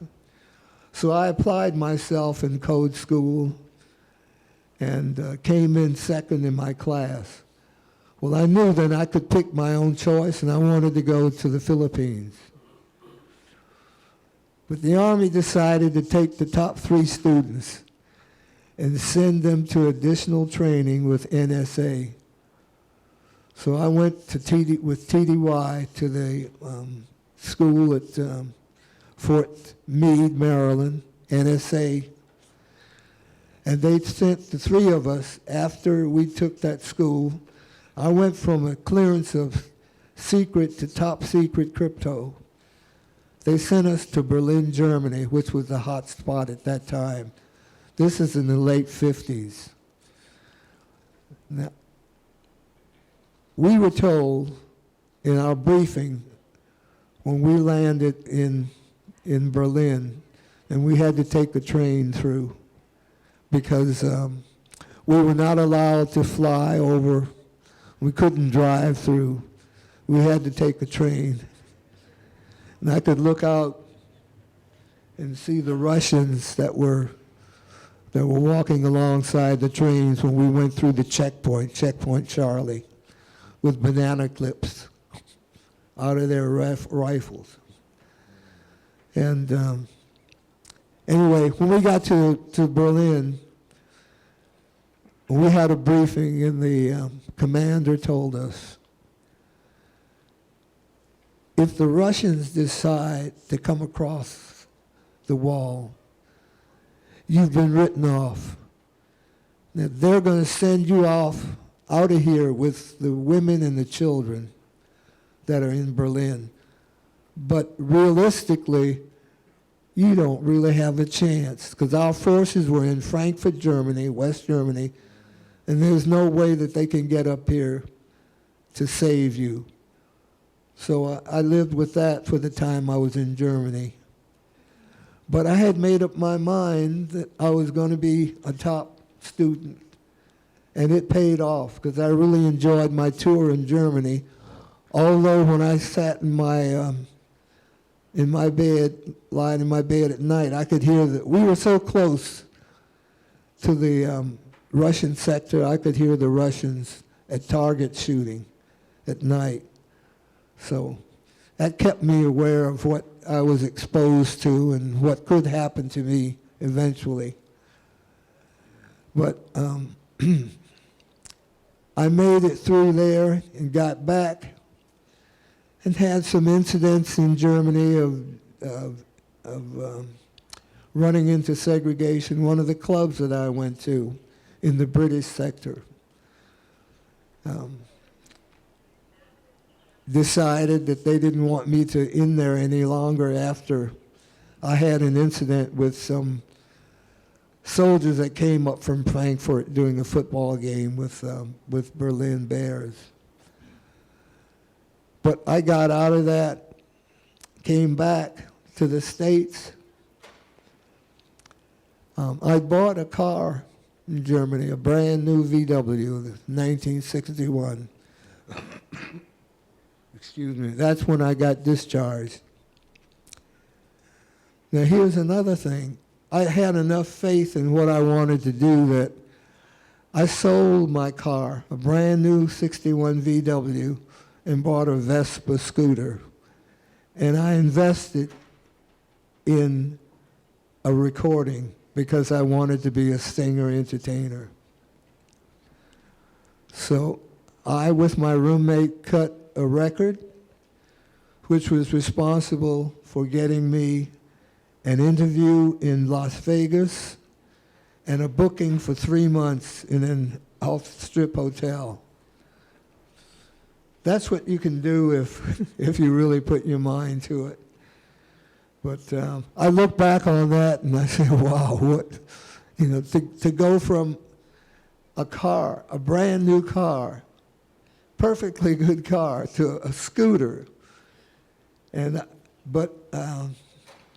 I let that job was a great job for an entertainer. We had a show from midnight until 6 in the morning, 6 nights a week. We had singers, 2 female singers in addition to me as a singer, a trio that I sang with, that we all sang with, plus dancers, strippers. But what do you think of that? So after I got through, that was one fantastic experience, that 3 months in Vegas. But I realized that it was tough being an entertainer, although from all the reports I had gotten, from the reviews, I was pretty much successful as an artist. But I decided to go back to LA, and I found a position with Douglas Aircraft. I got back in the aerospace business.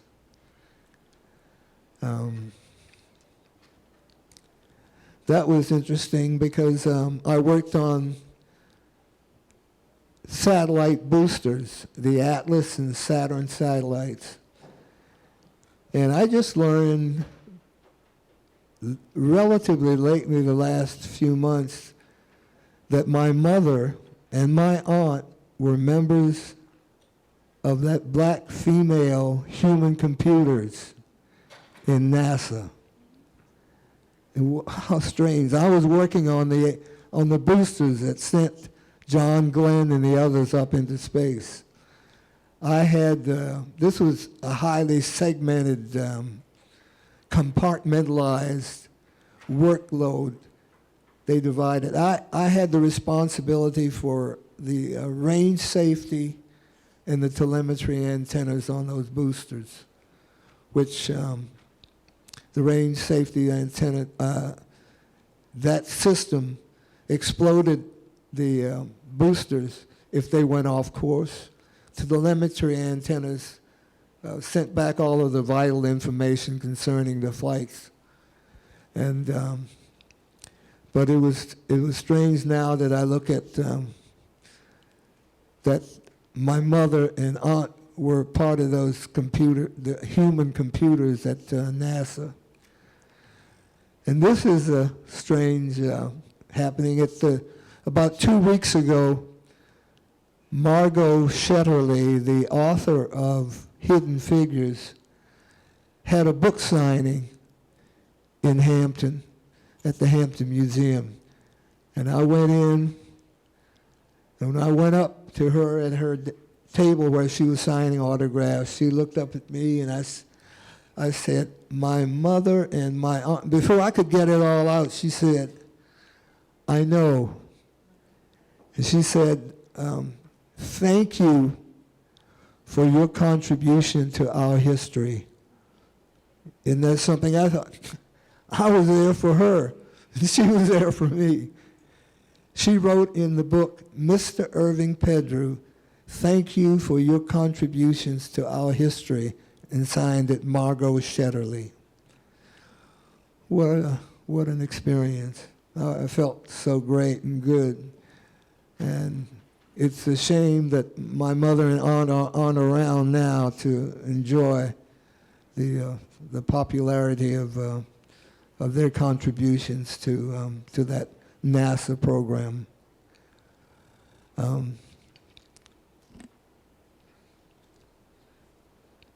I've got cards here because I had so many different experiences that I tried to list them all chronologically.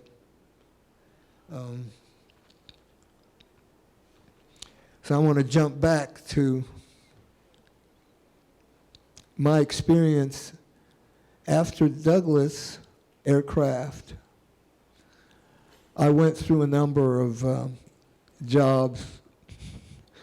Finally got a job as a job shopper, and I was with a unit in West Los Angeles, Statham Instruments.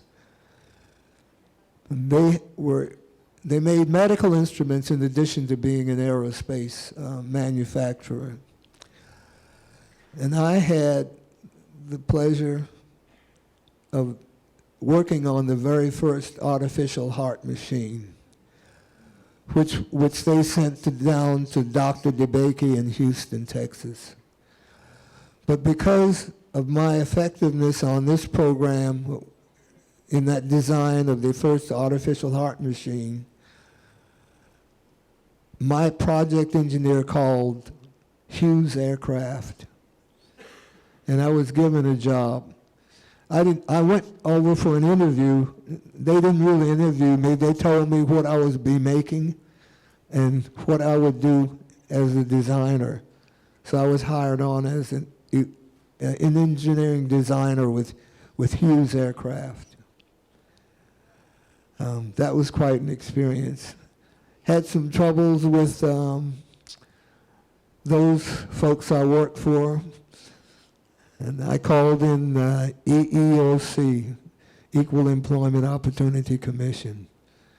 And they had a gentleman of color who was our representative. But he found out just what it's like when you're working for a company.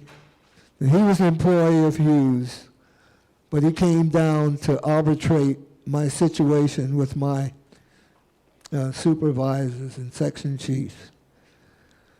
But they treated him worse than they treated me.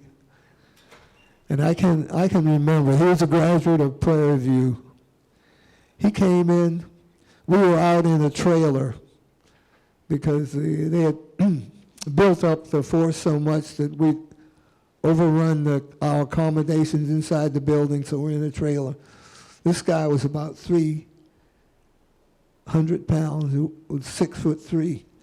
He walked in that trailer, and he was hot because he knew I had been wrongly treated.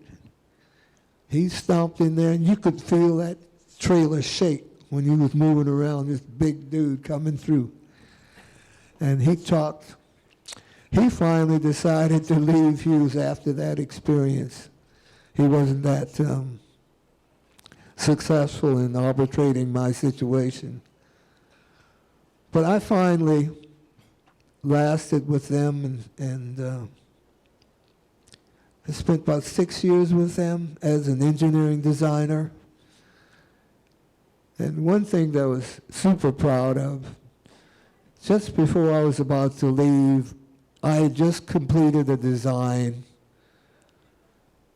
The project engineer looked over my design, and he was about 2 desks away from me, and he commented to a fellow engineer and my section chief, "I didn't know that this could be done." He said,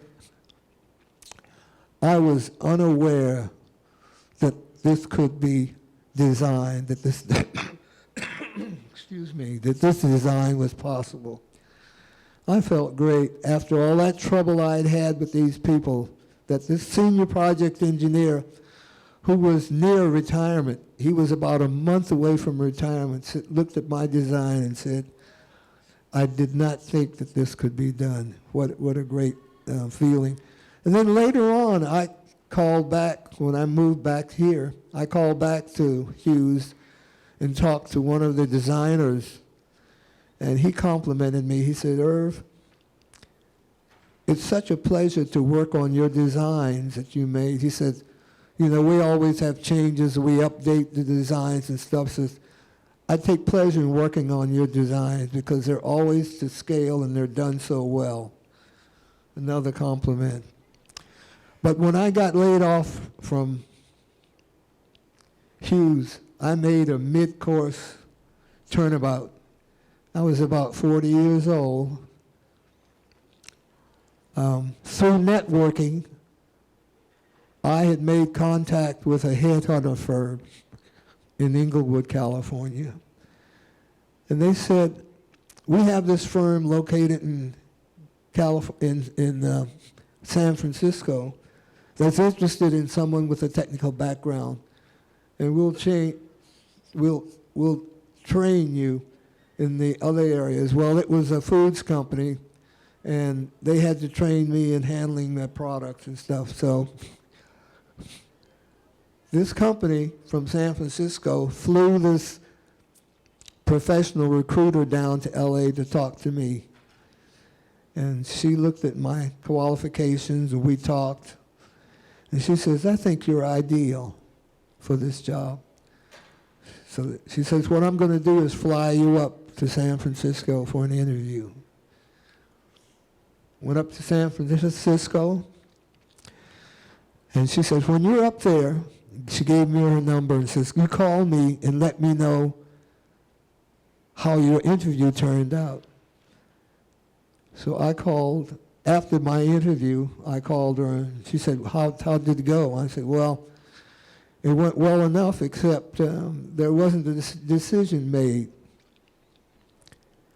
She said, "You know what, they have interviewed over 100 minority members for that job." She says, "I know you're ideal." And she says, "Are you going to be at that telephone number where you are right now for 5-10 minutes? I said, "Yes." So she says, "You stay there, I'll call you back." She called me back in 10 minutes and said, "The job is yours." Told me what salary I'd be making, and indicated that they had interviewed over 100 blacks for that position. And this gentleman who was in charge was bigoted, and he said no black would have been good enough for him. And she says, "I know that you're ideal for this job." I took that job, and sure enough, he was bigoted. He had a degree from Tulane, and let me tell you, he was one of the smartest people I've ever worked for or with. But he had this problem. He had been bitten by the bigot bug. And he said he admitted this during a seminar, a management seminar he went to, when I talked to another manager who had been with him, and said that he had admitted during the seminar that he was prejudiced. He'd been that way all his life. He'd been brought up in Louisiana, gone through Tulane, but he was one of the smartest guys I've ever worked with. And I learned to pick his brain and to learn from him. But we had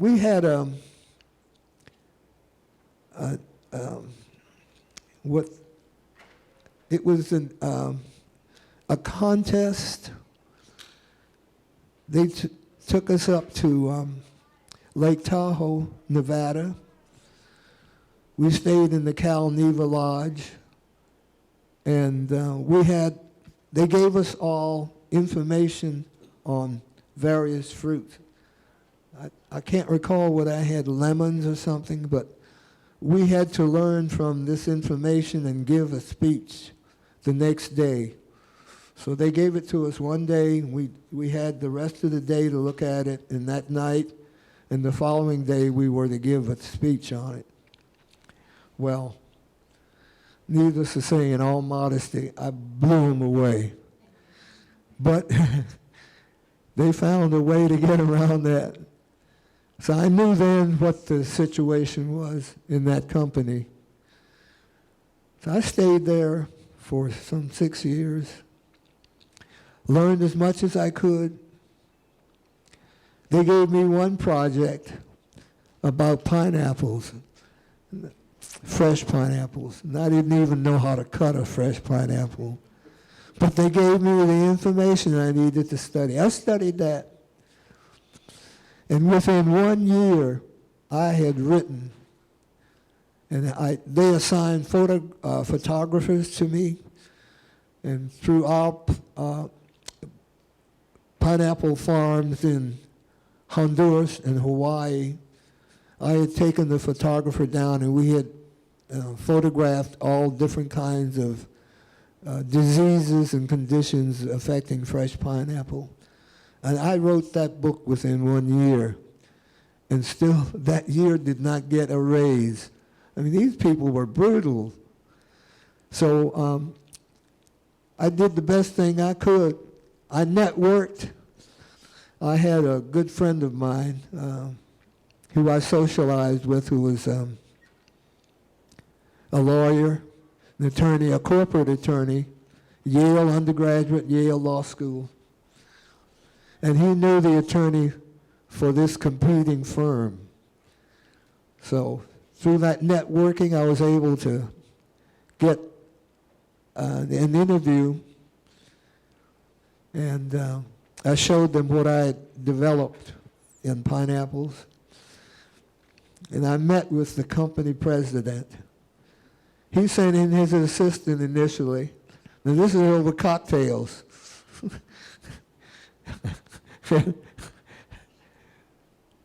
The assistant kind of warmed me up. He was a vice president, assistant to the president. The president said, when he finally came in with his cigar smoking, this was way back when you could smoke in hotels, and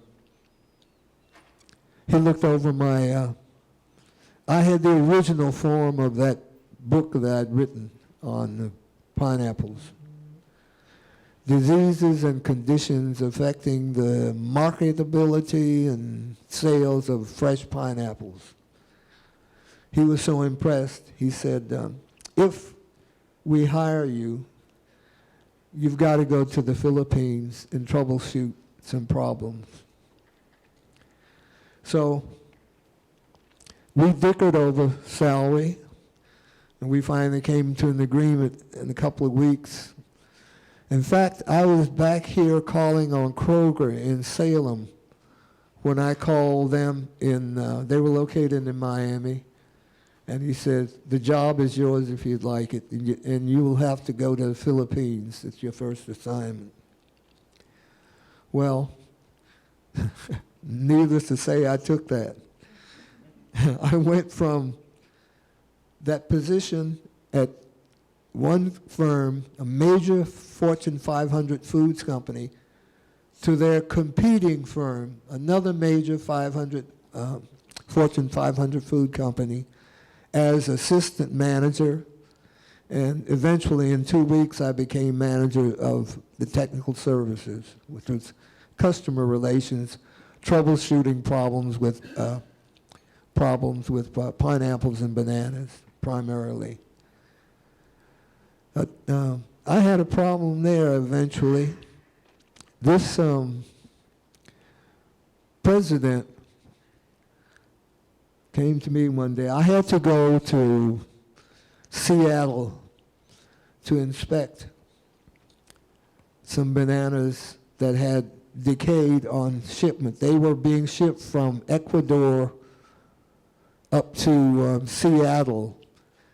Bananas have to be kept at a precise temperature, 2 degrees, between 56 and 58 degrees. If you get them under 56, they suffer a condition called chill. And since bananas are sold primarily visually, these never ripen. They turn a dull green. And if they go over 58, they become mashed.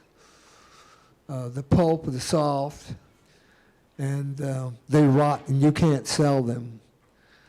So my job was to go in and assess the damage that was done to these banana shipments that arrived. What happened was the ship had lost their refrigeration. They couldn't hold the bananas between 56 and 58. So there were federal inspectors there too, inspecting these bananas. So coincidentally, we came away with the same assessment. I think there was about 15% loss in the product. And the president called me in and he said, you're a company man. You should, he said, I know the federal inspectors came up independently with the same assessment that you made for the damage, but you can't do that. You're supposed to tell that there was a greater loss in food so that we get, more money. And I said, well, that's compromising my integrity. I don't believe, I said I could fudge a small figure, but basically I agreed with the federal inspectors. I didn't know what they were going to come up with. I had no idea that our figures would be identical. So he said, well, you've got to understand that, and this makes me think of Trump. you got to tell it not like it is, but you got to tell it like I want you to tell it. Yeah. So he threatened me with the loss of the job, and I said, well, I'm going to think about this. And he says, well, I'll give you 2 weeks to think about it. He says, you can come back to me in Miami and work under me and do what I tell you to do, or you can quit. So I wrote a letter of resignation within 2 days. But this is the kind of thing you run into. I mean, that was a great job. I could have had it, making a lot of money. We were given huge bonuses every year because this guy made fantastic profits. But that's the decision that you have to decide sometimes, whether it's more important for you to make the money or to tell it like it is. And my integrity was more important to me than the fantastic salary that I could have had. He blackballed me because Safeway Distribution Center they were aware of my work because I had called on them. They made the independent conservative estimate that I could save them $5 million a year because of my knowledge. But they told me that my former president, company president, put pressure on them not to hire me. Anyway, one thing led to another. Eventually, my mother was undergoing a major operation, life-threatening, and we had other family problems. I came back here to Virginia. Wound up eventually through networking again, through my father's contacts, with a job in the Newport News shipbuilding. Guess what I ran into here in Newport News? I'm working at my desk, and these guys down, the good old boys, right, a couple of desks down from me, this was the time that they were trying to decide on whether they would make an official holiday for Martin Luther King's birthday. And this one guy said to the other, we don't need a holiday for Martin Luther King. We already have a Coons Day. Oh, man. I mean, you know, I'm saying, here I'm back from California, I'm back in Virginia, and I'm not going to put up with this. So I mentioned it to my supervisor, and I said, I'm really distraught, and I'm angry about that. And he said, you know what, you're right. So he said, let's go to the section chief. We went to the section chief. Guess who got accused of being the troublemaker? Ichiban, number one here. I said, what is this? So he told me, what we can do for you is transfer you to another unit. At that time, I was a production controller in aircraft building. He said, we can send you over to submarine overhaul. There's a younger group of people and more in line with what you're thinking, which was true. But I got into submarine overhaul, and they recognized my abilities, so I had to write each day a progress report on the submarines that were being repaired and built in Newport News, and put it on the desk of the vice president by 9 o'clock each morning. So I did that until they decided they were going to cut back on their workforce of salaried employees, and I got laid off. But that's the kind of thing that that I was exposed to. Then later on, I had a job with Hampton University, the administrative staff, which I worked on for 6 years. That was interesting. I was an assistant to the director of auxiliary enterprise. They had all of the money-making things on campus. And that lasted for a while. But I've been told I got to wind up things. But let me just give you an idea of briefly of what I have decided and what I've come to as a result of my experiences here and my experiences in the industry. First of all, I don't go into a situation assuming that the people are prejudiced or bigoted. I go in saying, they're not.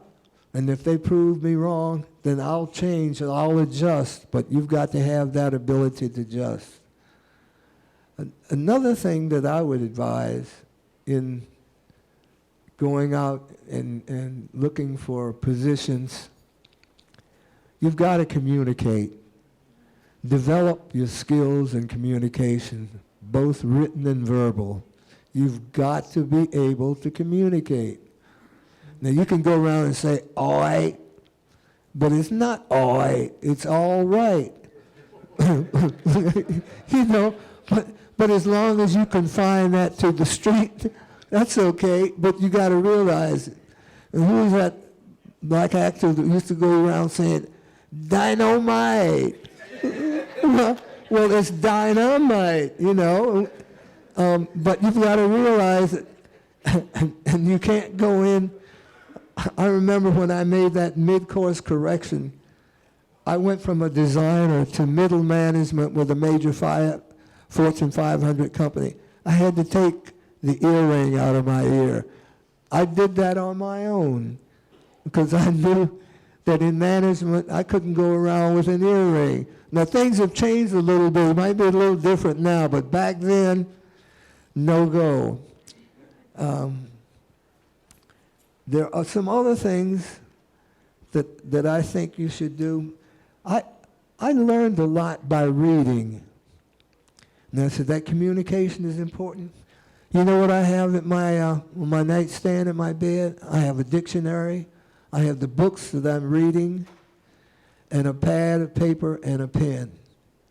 Because things occur to me in the middle of the night, I can get up and write down what I am thinking so that I don't lose it. Because I've lost so much not remembering what happened.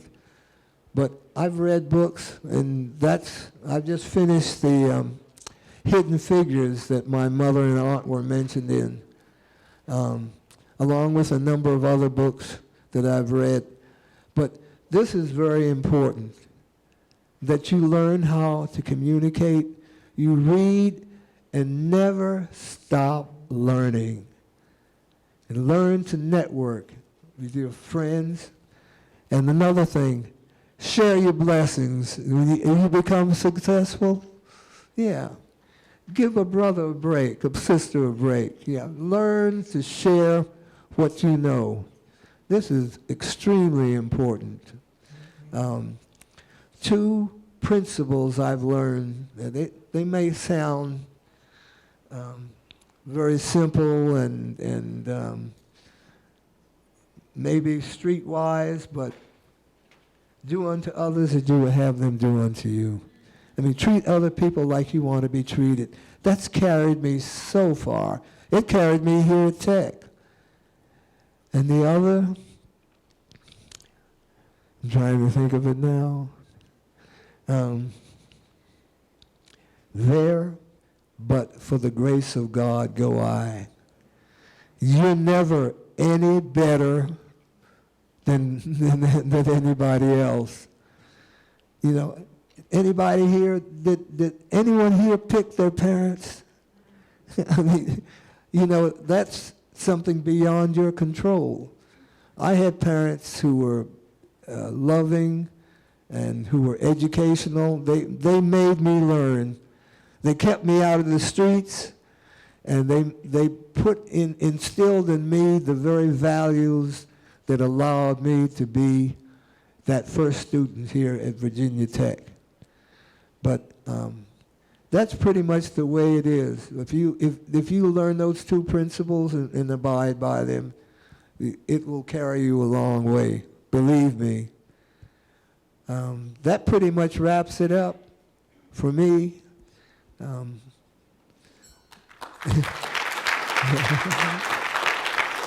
Thank you.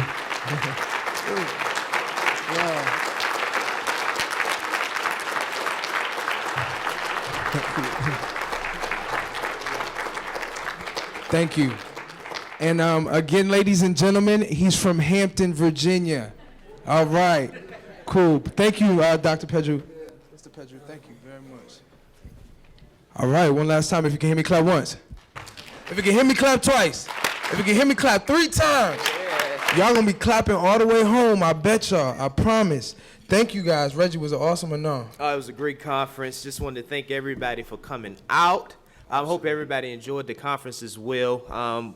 We just wanted to give just some shout outs to some of our sponsors. But before we do that, if we can give a round of applause to Mr. Tommy Amal. Tommy Amal, he said don't do it to him, but ladies, he's that guy in the back with the tie, shaking his head. Thank you. Without him, it wouldn't be possible. He put a lot of work behind this. He got Dr. Peddrew to come up here and spill his life story to us, along with aligning myself and Reggie with the cause and the speakers. He did a great amount of work alongside of his team. So thank you to you, Tommy, and your team. This is needed here at Tech, much needed. So round of applause. Now, Reggie, I think you switched your shirt. Was it for Dr. Peddrew at all? Yeah. So you may see these 1953 shirts floating around. They're courtesy of Ellen Drake Tees, who's represented in the back corner back there. You see the sweater. Sweaters are exclusive. He didn't even give me one yet. Kind of heard about it. But you can contact him. This is an initiative that we are doing in honor of our first Black student here at Virginia Tech, and we're going to carry that on. So 1953 to me. Yeah. And that's it. So we just want to thank the Division of Student Affairs, Office of the Vice President of Finance, College Access Collaborative, College Engineering, Student Success Center, Office of Inclusion and Diversity, Pamplin College of Business, Ag and Life Sciences, Office of the President, Office of the Vice President of Administration, Graduate Recruiting and Diversity Initiatives, Natural Resources and Environment, Liberal Arts and Human Sciences, MAYOP, College of Agriculture and Urban Studies, and the College of Science Diversity Council. I said all of that under a minute. There you go, Reggie. And thank you all. So give yourselves a round of applause. Thank I've you been all. Dustin Scarborough. This is my mentor, Reggie, right here. And we, you know what I'm saying, we out. That's it. Thank you all for attending the 2017 Uplifting Black Male Conference. We did it, Dustin. Reggie.